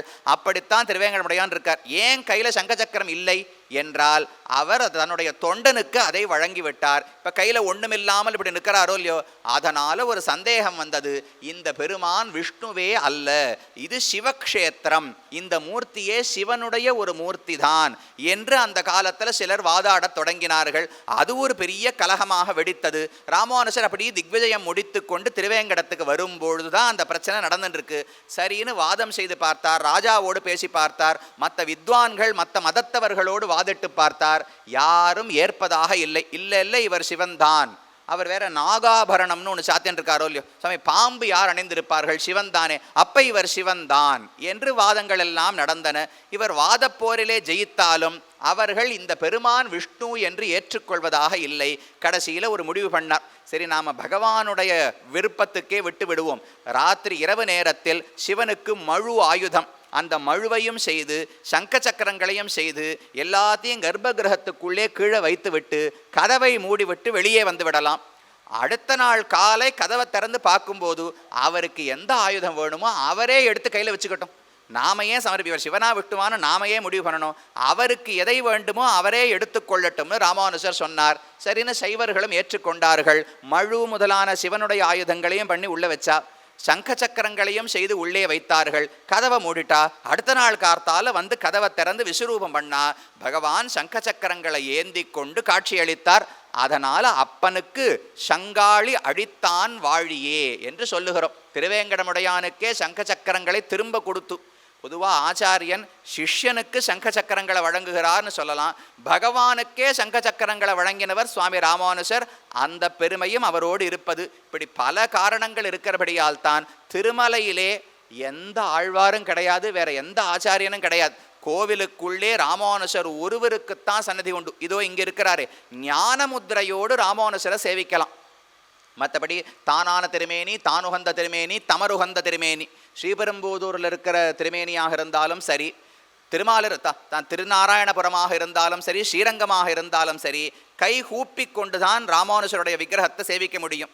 திருமலையில் மட்டும்தான் ஞான முத்திரையோடு பாஷ்யக்காரர் என்றுதான் அந்த சந்நிதியில் ராமானுஜருக்கு திருநாமம். அப்ப பாஷ்யக்காரராக ஆச்சாரியனாக உபதேச முத்திரையோடு ராமானுஜர் சேவை சாதிக்கிறார்.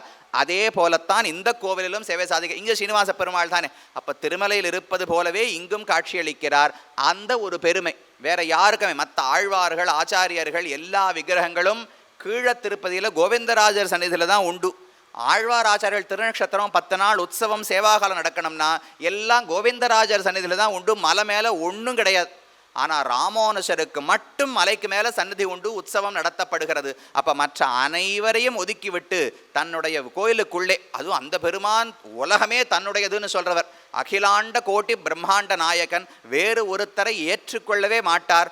ஆனால் ராமானுஜருக்கு தன்னுடைய சன்னிதானத்தில் இடம் வழங்கியிருக்கிறார் என்றால் அது அவர்களுக்குள்ள இதை போல இருந்த பலவிதமான பரிமாற்றங்களாலே அப்படி ரொம்ப மனசுக்கு நெருக்கமானவர். ஸ்ரீபாஷ்யம் என்று ஒரு வியாக்கியான நூல், வேதவியாசருடைய பிரம்மசூத்திரங்களுக்கு ஸ்ரீபாஷ்யம் என்று ராமானுஜர் ஒரு வியாக்கியானம் இயற்றினார். அதனுடைய தொடக்கத்தில் முதல் ஸ்லோகம் மங்கள ஸ்லோகம்னு எழுதுவாளோ இல்லையோ, நாம் எந்த ஒரு நூலை துவங்கும் போதும் கடவுளை வாழ்த்து அல்லது ஆச்சாரியனை வணங்கி அந்த காரியத்தை தொடங்குவோமோ இல்லையோ, அதை போல கடவுள் வாழ்த்து பாசுரம் ராமானுஜர் பாடுகிறார். அகில புவன ஜன்ம ஸ்தேம பங்காதி லீலே வினத விவிதபூத விராத ரக்ஷைக தீக்ஷே ஸ்ருதிசிரசி விதீப்தே பிரம்மணி ஸ்ரீனிவாசே பவத்து மம பரஸ்மின்னு ஷேமுஷி பக்தி ரூபா. எனக்கு ஷேமுஷி ஞானம் ஏற்பட வேண்டும். வெறும் ஞானமாக இருக்கக்கூடாது, பக்தி ரூபா, பக்தி வடிவமான ஞானம் ஏற்பட வேண்டும் என்று தெரிவிக்கிறார். பக்தினா அன்புன்னு சொல்கிறோம், ஞானம் அப்படின்னா அறிவுன்னு சொல்கிறோம். சுவாமி அறிவு அன்பு என்பது வெவ்வேறு தானே. ஒருத்தர் நிறைய படிக்கிறார்னு வச்சுங்களேன், அறிவை வளர்த்து கொண்டிருக்கிறார்னு சொல்லுவோம். ஒருத்தர் ரொம்ப அன்போடு இருக்கார், எல்லாருக்கும் இரக்கத்தோடு இருக்கார்னா அன்போடு இருக்கிறார்னு சொல்லுவோம். பொதுவாக உலகத்திலே ஒரு கண்ணோட்டம் உள்ளது, யாரெல்லாம் அறிவை வளர்த்துக்கிறாளோ அவகிட்ட அன்பு இருக்காது, யார் ரொம்ப அன்போடு இருக்காளோ அவள் பெருசாக படிச்சிருக்க மாட்டா, எழுத்து ஞானம் இருக்காது, பாமரர்களாக இருப்பார்கள், நான் அன்பு இருக்கலாம். அப்போ ஞானம் என்பதும் பக்தி என்பதும் வெவ்வேறு பாதைகள் அப்படின்னு உலகத்தில் ஒரு எண்ணம் இருக்கும் இல்லையோ. நிறைய படித்தார், வேதாந்தம் ராமாயணம் இதிகாசம் புராணம் எல்லாத்தையும் படிச்சிருக்காருனால் அப்போது ரொம்ப கெட்டியான ஆசாமியாக இருப்பார். மனசு சட்டுன்னு உருகவே உருகாது, ரொம்ப வரட்டுன்னு இருப்பார்னு தோணும். ஆனால் பக்தன்னு சொன்னால் அவருக்கு பெருசாக ஞானமெல்லாம் இருக்குமான்னு தெரியாது. ஆனால் ராமானுஜர்னு சொன்னாலே கண்ணில் தண்ணி வரும், திருவரங்கம்னு சொன்னாலே அழ ஆரம்பிச்சிருவார், கோவிந்தன் மாதவன் மதுசூதனன்னு சொன்னாலே மயிர்கூச்சலெறிந்து அப்படியே பகவான் நினச்சின்னு இருப்பார். இது பக்தர். ஞானின்னு சொன்னால் உடனே நமக்கு மனசுக்கு என்ன வருது? நன்னா துளசி மணி மாலையெல்லாம் போட்டுண்டு ஆசனத்தில் அமர்ந்து கொண்டு ஆச்சாரிய உபதேச முத்திரையோடு உட்கார்ந்துருந்தா ஆச்சாரியன், அவர் ஞானி. பக்தன்னு சொன்னால் ஒன்றுமே இல்லை, கிழிஞ்ச வஸ்திரத்தோடு பகவானே பகவானேன்னு சொல்லு பைத்தியக்காரனாட்ட தெரிஞ்சுன்றதா பக்தன். இது ரெண்டு தனித்தனி பாதைன்னு பார்க்குறோமோ இல்லையோ. ஆனால் ராமானுஜர் ரெண்டையும் சேர்த்தார். கிடையவே கிடையாது. ஞானத்தினுடைய ஒரு முதிர்ந்த நிலைதான் பக்தி. ஞானம் வளர வளரத்தான் அது பக்தியாக மாற முடியும். ஒரு இடத்துல நமக்கு அன்பு எப்போ வளரும்? ஒரு நிறுவனத்தில் வேலை பார்க்குறோன்னு வச்சுங்களேன். அந்த நிறுவனத்துக்கு ஒரு முதலாளி இருப்பார். அந்த முதலாளி இப்படிப்பட்டவர் அப்படிப்பட்டவர், சின்ன வயசுலேருந்து ரொம்ப கஷ்டப்பட்டு முன்னுக்கு வந்திருக்கார் என்று அவரை பற்றி தெரிந்து கொள்ள நாம் எல்லாருமே ஒரு முன்னுதாரணம்னு வச்சுருப்போம் இல்லையோ. சின்ன வயசுலேருந்தே நான் இவரை போல ஒரு விஞ்ஞானியாக ஆகணும், இவரை போல ஒரு கைங்கரியம் பண்ணுபவனாக ஆக வேண்டும், இவரை போல பாட வித்வானாக ஆக வேண்டும், சங்கீத வித்வானாகணும் அப்படின்னு ஒரு முன்னோடி வச்சுருப்போமோ இல்லையோ. அவரை பற்றி மேலும் மேலும் தெரிந்து கொள்ள நமக்கு அவரிடத்துல அன்பு பெருகும். ஞானம் ஏற்பட்டால் தான் அது முதிர்ந்து பக்தியாக மாறும். ஒருத்தரை பற்றி நான் தெரிஞ்சுக்கவே இல்லைன்னு வச்சுங்களேன், அவர்கிட்ட எனக்கு அன்பு வரவே வராது. அவர் யாரோ ஒருத்தர் இருக்கார்னு தெரியும், அவர் வாழ்க்கையில் என்னென்ன சந்தித்தார், எப்படியெல்லாம் அதை மேற்கொண்டார், எவ்வளவு நல்லவராக இருக்கார், பணம் கைக்கு வந்தாலும் இன்னும் கர்வத்தோடு இல்லை, எளிமையாக இருக்கிறார், இப்படி ஒருத்தரை பற்றி தெரிஞ்சுட்டாத்தானே அவரிடத்துல ஒரு ஈர்ப்பு பக்தி வரும். அதே போல பகவானிடத்தில் பக்தி ஏற்பட வேண்டும் என்றால் அவருடைய பெருமைகளை எல்லாம் நாம் முதல்ல தெரிஞ்சுக்கணும். இதிகாசங்கள் புராணங்களை படிக்கணும்னு எதுக்கு சொல்றா? பகவானுடைய பெருமைகளை தெரிந்து கொண்டால்தான் அவனிடத்துல நமக்கு பக்தியே பெருகும். அப்ப சேமுஷி பக்தி ரூபா, ஞான வடிவமான பக்தி வடிவமான ஞானம் எனக்கு ஏற்பட வேண்டும். சரி, யாரிடத்துல ஏற்படணும்னால் உலகத்தை எல்லாம் படைத்து காத்து அழிக்கக்கூடிய பரம்பொருள், வேதத்தாலே வேதாந்தத்தாலே கொண்டாடப்படுகிற பரமாத்மா, அவரிடத்தில் எனக்கு பக்தி ஏற்பட வேண்டும்னு பிரார்த்திக்கிறார். ஆனால் வைகுந்தத்தில் இருக்கிற பெருமாள்னு சொல்லலை. பவது மம பரஸ்மின்னு ஸ்ரீனிவாசே சேமுஷி பக்தி ரூபா, ஸ்ரீனிவாச பெருமானிடத்தில் எனக்கு பக்தி ஏற்பட வேண்டும் என்றுதான் ராமானுஜருடைய பிரார்த்தனை. எழுதி கொண்டிருப்பது திருவரங்கத்தில் அமர்ந்து கொண்டு. ஸ்ரீபாஷ்யத்தை ராமானுஜர் இயற்றினது திருவரங்கத்தில் இருந்து கொண்டுதான்.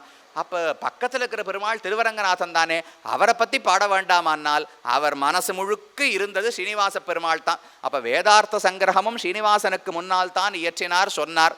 ஸ்ரீபாஷ்யத்தை இயற்றும் போதும் எங்கோ இருக்கிற திருவேங்கடமுடையானை நினைவில் கொண்டு அவனிடத்தில் எனக்கு பக்தி பிறக்க வேண்டும் என்றுதான் பிரார்த்தித்திருக்கிறார். அவ்வளவு நெருக்கமான பெருமான் திருவேங்கடமுடையான். ஆனால் எதுக்கு சொல்ல வந்த இதெல்லாம் சொன்னது, இந்த பரிமாற்றங்கள் அனைத்துமே திருவேங்கடத்துக்கு சுவாமியான எம்பெருமானிடத்தில்.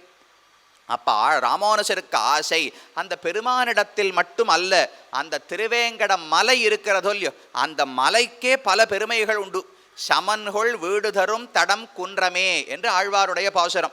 ஒன்றுமே பண்ணலை நான், இந்த மலை திருமலை இருக்கிறதே அந்த மலையே நமக்கு மோட்சம் கொடுத்துருமா.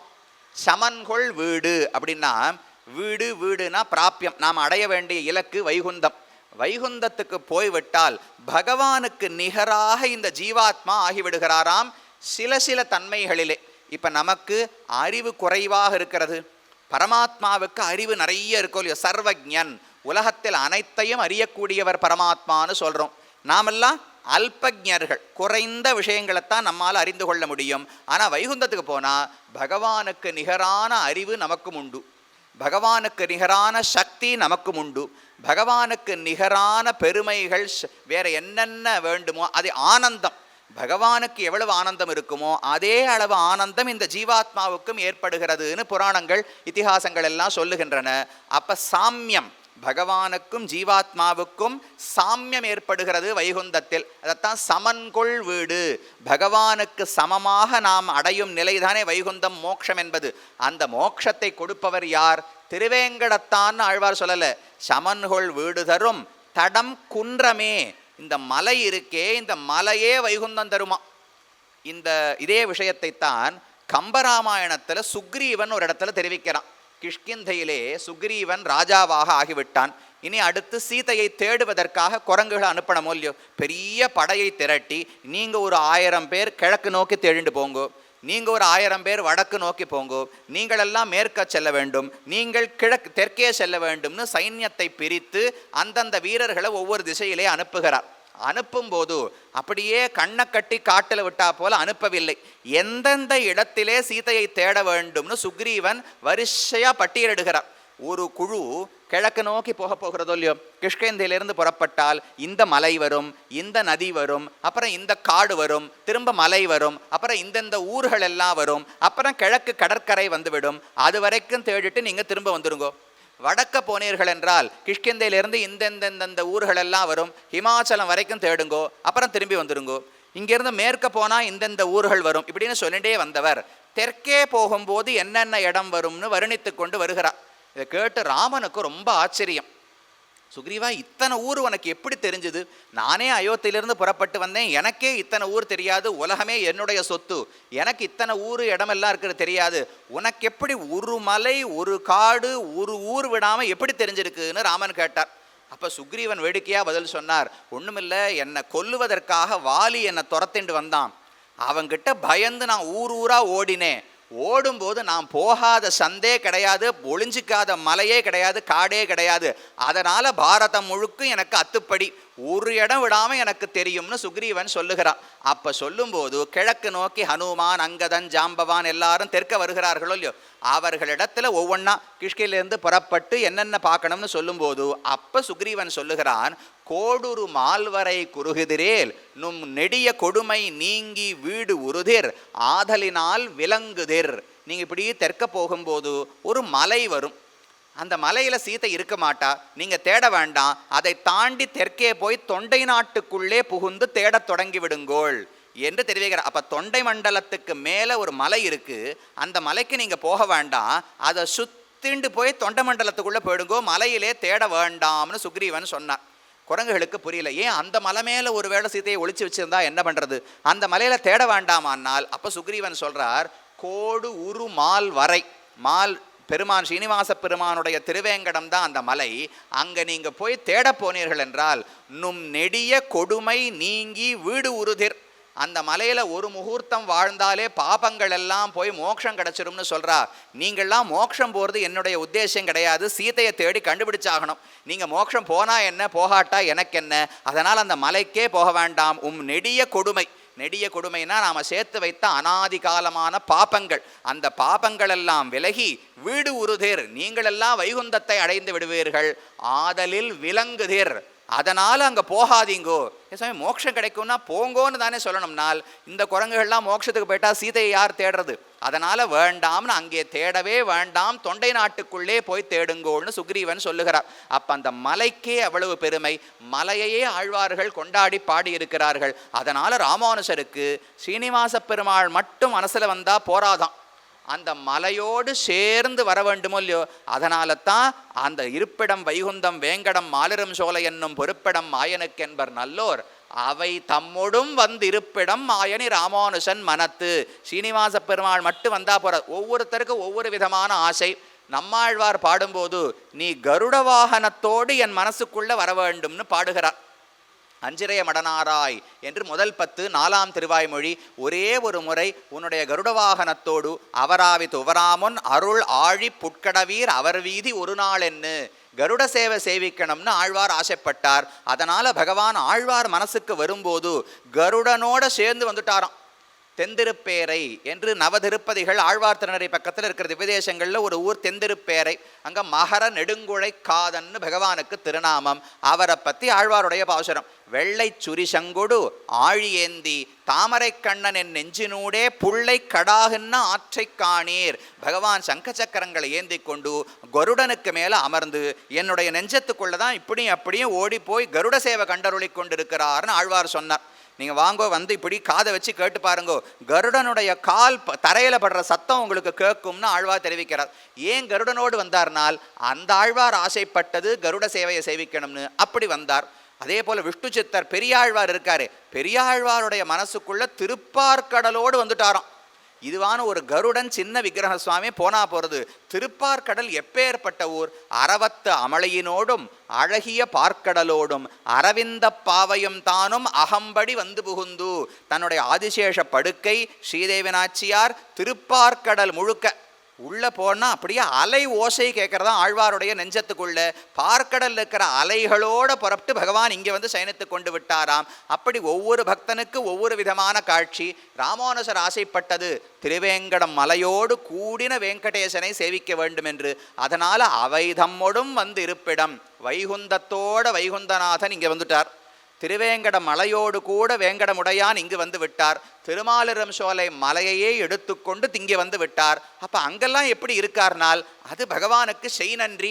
ஏறி வந்த ஏணியை எட்டி உதைக்க கூடாது என்பதற்காக இன்னும் திருவேங்கடத்துல காட்சி கொடுக்கிறாராம்.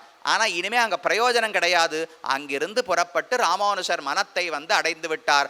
அவை தம்மொடும் வந்திருப்பிடம் மாயனி ராமானுஷன் மனத்து. மாயன் மாயன்னு பொதுவா பகவானை சொல்லுவதுண்டு. ஆனா இங்க திருவரங்கத்தமதனார் ராமானுஷரையே மாயன்னு தெரிவிக்கிறார். மாயன்னா ஆச்சரியமான செயல்களை செய்யக்கூடியவர்னு அர்த்தம். அப்படி என்ன மாயம் பண்ணார்னால் பகவானையே தனக்குள்ள அடக்கி வச்சுருக்காரோ இல்லையா. உலகமெல்லாம் பகவானுடைய வயிற்றுக்குள்ளே இருக்கிறதுன்னு புராணங்கள் சொல்லுகின்றன, ஆழ்வார்கள் பாடுகிறார்கள்.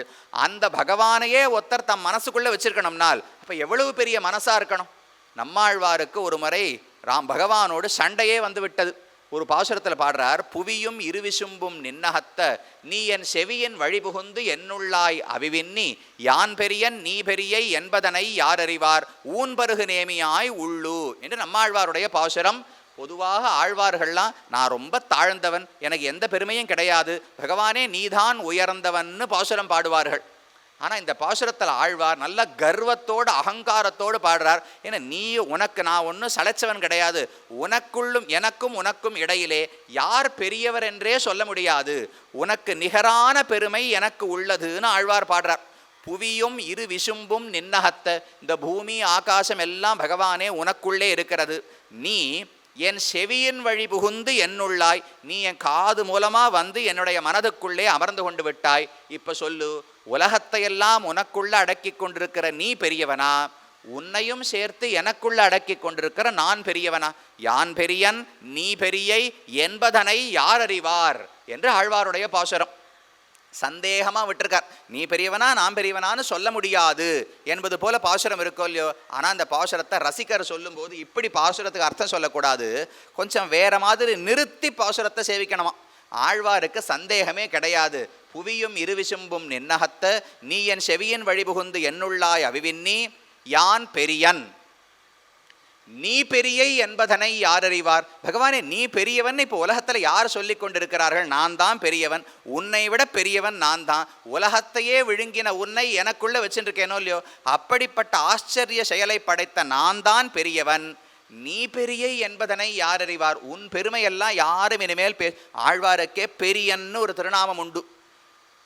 பங்குனி உத்தரத்தன்று பிரணய கலக உற்சவம் நடக்கிறதோ இல்லையோ, பகவான் அப்படி ஊரெல்லாம் சுற்றி விட்டு இந்த உறையூருக்கு போய் செங்கமலவல்லி தாயாரோடு சேர்த்தி கண்டருளுகிறார். அங்கேருந்து தான் குதிரை வாகனத்தில் வந்து 9ஆம் நாள் உற்சவம், பங்குனி உற்சவத்தில் காலை 9வது நாள் தாயார் சன்னதிக்குள்ள புக பார்க்கிறார். பார்க்கும்போது தாயாருக்கு கோபம். என்னை மணந்து விட்டு யார் யாரையோ பார்ப்பதற்கு நீ வெளியே சென்று விட்டாய், என்னை பார்க்க வரவில்லைன்னு தாயாருக்கு கோபம். பிரணய கலகம் ஊடல்.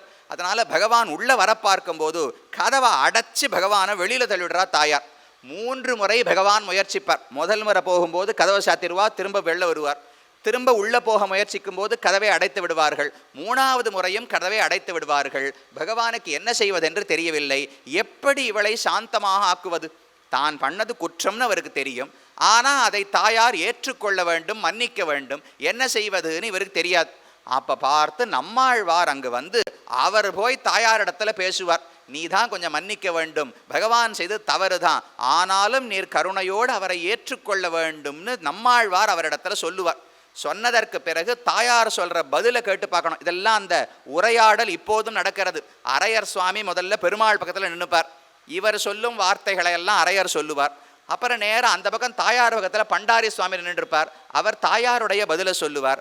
ஆழ்வார் பேசுவார், தாயார் பேசுவார், ஆழ்வார் பேசுவார். கடைசியில தாயார் நம் பெரியன் சொல்படி உம்மை ஏற்றுக்கொள்ளுகிறோம்னு சொல்லுவார். பெரியன் பெரியன்னு நம்மாழ்வாருக்கு திருநாமம். அப்ப பெரியவர்னு சொல்லணும்னாலே பகவானையே தன் நெஞ்சுக்குள்ள ராமானுசர் அடக்கி இருக்கிறார்னால் அவர்தான் மாயன். அப்ப அவை தம்மொடும் வந்திருப்பிடம் மாயனி ராமானுசன் மனத்து. அந்த ராமானுசரை விட பெரியவர் ஒருவர் கிடையாது. அப்ப திருவேங்கடமுடையான் தன்னுடைய மலையோடு கூட வந்து ராமானுசர் திருவுள்ளத்துக்குள்ளே இருக்கிறார் என்றால் வந்து ஆனந்தம் விசாலமாக இருக்கிறாராம். இப்படி சொல்லும்போது இது அந்தர்யாமித்துவம்னு பகவானுக்கு ஒரு நிலை சொல்றோமோ இல்லையோ. பகவானுக்கு மொத்தம் 5 நிலைகள் சொல்லப்படுகின்றன. பரத்வம், வியூகம், விபவம், அந்தர்யாமி, அர்ச்சாவதாரம் என்று 5 நிலைகள். பரவாசுதேவன் சொன்னால் வைகுந்தத்தில் இருக்கிற நிலை. வியூகமூர்த்தி பார்க்கடலிலே சயனித்திருக்கிறார். விபவம் என்றால் கண்ணன், ராமன், மத்ஸ்யம், கூர்மம் இதெல்லாம் விபவாவதாரங்கள். அந்தர்யாமி அர்ச்சாவதாரமும் நமக்கு பிரசித்தமானது. அந்தர்யாமின்னு சொன்னால் ஒரு சின்ன வடிவத்தோடு இந்த ஆத்மாவுக்குள்ள பகவான் இருக்காரோ இல்லையோ, அந்த பிரவிஷ்டா சாஸ்தா ஜனானாம் சர்வாத்மா என்று உபனிஷத் சொல்லுகிறது. இந்த உடலுக்குள்ள எப்படி அடியேன் என்கிற ஜீவாத்மா இருந்து இதை இயக்குகிறேனோ, உங்கள் உடல்களுக்குள்ள நீங்கள் இருந்து எப்படி இயக்குகிறீர்களோ அதை போல பரமாத்மா ஒவ்வொரு ஜீவாத்மாவுக்குள்ளும் இருக்கிறார். ஜீவாத்மான்னு சொன்னாலே ரொம்ப நுண்ணியவர், அது ரொம்ப அணு என்று சொல்லுவார்கள். அந்த அணு அளவு தான் ஜீவாத்மா உண்டு. ஆனால் அந்த ஜீவாத்மாவுக்குள்ளும் பரமாத்மா வியாபித்திருக்கிறார், உள்ளே இருந்து கொண்டு அந்த ஜீவாத்மாவை இயக்குகிறார். இது அந்தர்யாமித்துவம்னு சொல்லப்படுகிறது. ஆனால் இதில் இன்னொரு வேறுபாடு உண்டு. அந்தர்யாமியான வடிவம் 2 வடிவங்கள் உண்டுன்னு பெரியோர்கள் தெரிவிக்கிறார்கள். ஒன்று ரொம்ப சின்ன வடிவத்தோடு ஜீவாத்மாவுக்குள்ள பரமாத்மா இருந்து அவரை இயக்கி கொண்டிருப்பார். மற்றொரு வடிவம் உண்டு. உபனிஷத் சொல்லுகிறது, அங்குஷ்டமாத்திர புருஷா மத்திய ஆத்மனி திஷ்டதி ஈசானோ பூதபவ்யஸ்ய ததோன விஜுகுப்சதே. நம்முடைய கட்டை விரல் அளவுக்கு ஒரு வடிவத்தை எடுத்துக்கொண்டு ஹிருதயத்துக்குள்ளே பகவான் உரைகிறார் என்று புராணம், இதிகாசம், உபனிஷத்துக்கள் எல்லா இடங்கள்லையும் பார்க்கலாம். ஆழ்வார் பாசுரங்களிலும் பகவான் இப்போ இதெல்லாம் பார்த்தோமோ இல்லையோ, கருட வாகனத்தோடு என் மனசுக்குள்ளே இருக்கிறார். 2 விதமாக ஆழ்வார் பாசுரம் இருக்கும். எனக்குள்ளே இருக்கிறார் என்றும் பாடுவார்கள், என் நெஞ்சுக்குள்ளே இருக்கிறான் என்றும் பாடுவார்கள். என்னை நெகிழ்க்கிலும் என்னுடைய நல் நெஞ்சன் தன்னை அகல்விக்க தானும் கில்லானினின்னு ஆழ்வாருடைய பாசுரம். பகவான் 2 இடத்துல இருக்கார், எனக்குள்ளேயும் இருக்கார், என் நெஞ்சிலேயும் இருக்கிறார். ஆழ்வார் சொல்றது, பகவானுக்கு என்னுடைய மனசுனா ரொம்ப பிடிக்கும், அதனால் என்னை விட்டு பிரிந்தாலும் பிரிவானே தவிர என்னுடைய மனசை விட்டு பகவான் ஒரு நாளும் பிரிய மாட்டான்னு ஆழ்வார் பாசுரம். என்னை நெகிழ்க்கிலும், என்னை ஒதுக்கி வைத்து பிரித்து வைத்தாலும் என்னுடைய நல் நெஞ்சன் தன்னை அகல்விக்க தானும் கில்லான், அவரே நினைச்சாலும் என்னுடைய மனசை விட்டு விட்டு செல்ல முடியாது. அப்ப ஆத்மாவுக்குள் இருப்பது என்பது ஒரு வடிவம், மனதுக்குள் இருப்பதுன்னு இன்னொரு வடிவத்தை சொல்றார். அது என்ன, மனசுக்குள்ள இருக்கிறதுனால் அந்த வடிவம் தான் எல்லா ஆபரணங்களோடும் ஆயுதங்களோடும் கட்டை விரல் அளவுக்கு ஒரு வடிவத்தோடு பகவான் இருப்பாராம். கண்கள் சிவந்து பெரியவாய் வாயும் சிவந்து கனிந்து உள்ளே வெண்பல் இலகு சுடர் இலகு விலகு மகரகுண்டலத்தன் கொண்டல் வண்ணன் சுடர்முடியன் 4 தோழன் குனிசார்ங்கன் ஒன் சங்கதவாள் ஆழியான் ஒருவன் அடியேன் உள்ளான் என்று ஆழ்வார் பாடுகிறார். என்னுடைய உடம்புக்குள்ளே பகவான் ரொம்ப அழகான திவ்யமங்கள விக்கிரகத்தோடு, எப்படி ஸ்ரீனிவாச பெருமானை சேவிக்கிறோமோ அதை போல தலை முதல் திருவடி வரை அத்தனை ஆபரணங்களையும் அணிந்து கொண்டு பெரிய பெரிய மாலைகளோடு ஸ்ரீதேவி பூதேவி நாச்சிமார்களோடு ஒரு வடிவத்தில் பகவான் ஹிருதயத்துக்குள்ள சேவை சாதிப்பாராம். அது யாருக்குன்னா எல்லாருக்கும் கிடையாது. யாரெல்லாம் அவரை குறித்து தியானம் செய்கிறார்களோ, உபாசனம் செய்கிறார்களோ, பக்தியோடு அவனை எண்ணுகிறார்களோ அவர்களுக்கு மட்டும் இருப்பாராம். அப்போ யாரை கிடையாதுன்னு சொல்கிறாருன்னா, இப்போ விலங்குகள் எல்லாம் இருக்கும் இல்லையோ, விலங்கு என்பது இப்போ ஒரு மாடு இருக்குன்னு வச்சுங்களேன், மாட்டினுடைய உடலுக்குள்ள ஒரு ஜீவாத்மா இருக்க போகிறார். அந்த ஜீவாத்மாவுக்குள்ளும் பரமாத்மா கண்டிப்பாக இருப்பார். ஆனால் அது மிக நுண்ணிய வடிவத்தோடு பரமாத்மா இருக்கும் நிலை. இந்த கட்டை விரல் அளவுக்கு மாட்டினுடைய உடம்புக்குள்ளெல்லாம் இருக்கவே மாட்டார். ஏன்னா மாடு தபஸ் பண்ண போகிறது கிடையாது. மாடு யோகத்தாலே தியானத்தாலே பகவானை உபாசனம் செய்ய போவதில்லை, பக்தி செய்ய போவதில்லை. அதனால் அந்த உடம்புக்குள்ள கட்டை விரல் அளவுக்கு மனசில் இருக்க மாட்டார். யாரெல்லாம் மனிதர்கள், தேவர்கள், மனிதர்கள் தான் முதல் நிலை. மனிதர்களுக்கு கீழிருக்கும் பிறவிகளுக்கு உபாசனம் பக்தி யோகத்தில் தகுதியே கிடையாது. விலங்குகளோ தாவரங்களோ பகவானை தியானம் பண்ண முடியாதோ இல்லையோ. இப்போ மனிதர்கள், மேலே இருக்கிற தேவர்கள், யக்ஷர்கள், கந்தர்வர்கள், கிண்ணறர்கள் இவர்களெல்லாம் தியானம் பண்ணலாம். அப்படி எவன் ஒருவன் தியானம் செய்கிறானோ அவனுடைய ஹிருதயத்துக்குள்ள மட்டும் கட்டை விரல் அளவுக்கு வடிவத்தோடு பகவான் சேவை சாதிக்கிறாராம். துருவன் தியானம் பண்ணும்போது மனசுக்குள்ள பகவானை கண்டார். பிரஹ்லாதன் தியானம் பண்ணும்போது பகவானை மனசுக்குள்ள கண்டார். ஆழ்வார்கள் பாசுரங்களில் பார்த்தாலும் என் நெஞ்சுள்ளான், எனக்குள்ள பகவான் இருக்கிறார்னு பாடுகிறார்களோ இல்லையோ. இதெல்லாம் அந்தர்யாமித்துவத்தினுடைய 2வது நிலை. நுண்ணிய வடிவத்தோடு இருக்கிற நிலையை ஆழ்வார் பாடவில்லை. கட்டை விரல் அளவுக்கோ இல்லை நன்னா பெரிய வடிவத்தை எல்லா அலங்காரத்தோடும் கூட பகவான் எடுத்துக்கொள்ளுகிறார். அந்த வடிவத்தோடு பகவான் இருக்கிறார். அப்போ பகவான் இருந்தது பெரிய பெரிய இடங்களிலெல்லாம் இருக்கார். ஆனால் அந்த இடங்களையெல்லாம் விட்டு விட்டு ராமானுஷன் மனத்து இன்னவன் வந்து இருப்பிடம் அதையெல்லாம் விட்டு இதைவிட மிக உயர்ந்தது ராமானுஷருடைய மனம்தான் என்று ஆசைப்பட்டு பகவான் வந்து அடைந்திருக்கிறாராம். அப்போ ஸ்ரீனிவாச பெருமாள் வெளியில் இருக்கார்னால் ஒரு நன்றி உணர்வுக்கு நமக்காக வெளியில் இருக்கிறார்.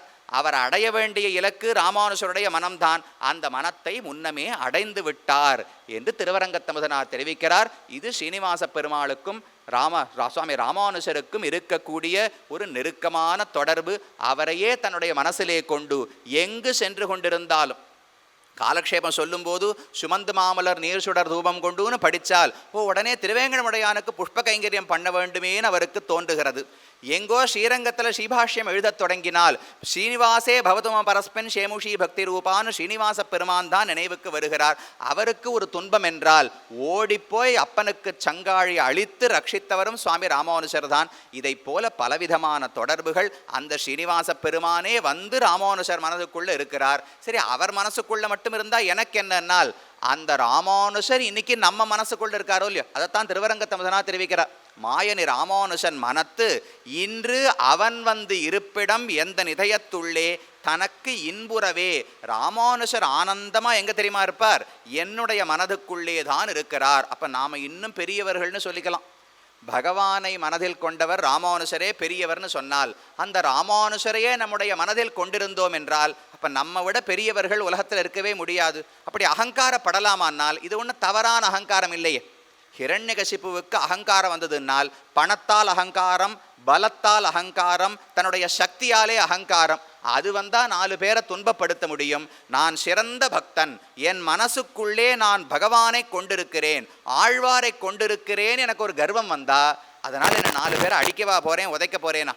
இந்த திருவரங்கத்தமுதனார் ராமானுஷ நூத்தந்தாதி பாடினாரே, இதுவே முதலில் பாடப்பட்ட ராமானுஷ நூத்தந்தாதியே அல்ல. இதற்கு முன்னால ஒரு கிரந்தத்தை இயற்றினாராம் திருவரங்கத்தமுதனார். அதுல ஓஹோ ஆஹோன்னு ராமானுஷரை கொண்டாடி இருந்தார். அந்த ஓலைச்சுவடியை கொண்டு போய் ராமானுஷர் இடத்துல கொடுத்தார். படிச்சு பார்த்தவர், ஏன்னா நம்மளை பத்தி ஒரு மனுஷனை பத்தி இவ்வளவெல்லாம் புகழ்ந்து எழுதியிருக்கிறார்களே, இது வேண்டாம்னு அதை அழித்து விட்டார். அந்த ராமானுஷன் தான் நமக்கு கிடைக்கவே இல்லை. திருவரங்கத்தமுதனாருக்கு ரொம்ப வருத்தம். நாம் கஷ்டப்பட்டு ஆச்சாரியனை பற்றி எழுதினோம், அதை ஆச்சாரியன் அழித்து விட்டார். சரி, இன்னொரு முறை எழுதலாம் என்று மறுபடியும் ஒரு ராமானுஷ நூத்தந்தாதி எழுதினார். அதைத்தான் நாம் இன்னைக்கு வச்சு படிச்சுட்டு இருக்கோம். இதில் என்ன சிறப்பு? ஏன் இதை மட்டும் ராமானுஷர் அனுமதித்தார் என்றால் திரும்பவும் எழுதினார். கொண்டு போய் ஓலைச்சுவடியை ராமானுஷர் இடத்துல கொடுத்தார். ராமானுஷர் வாங்கி படித்து பார்த்தா ஒரு பாசுரத்தில் கூட அவரால் மறுக்கவே முடியவில்லை. என்ன சொல்லப்பட்டிருக்கு? குறையல் பிரானடி கீழ் வில்லாத வன்பனி ராமானுஷன், மாறன் பொன்னடி.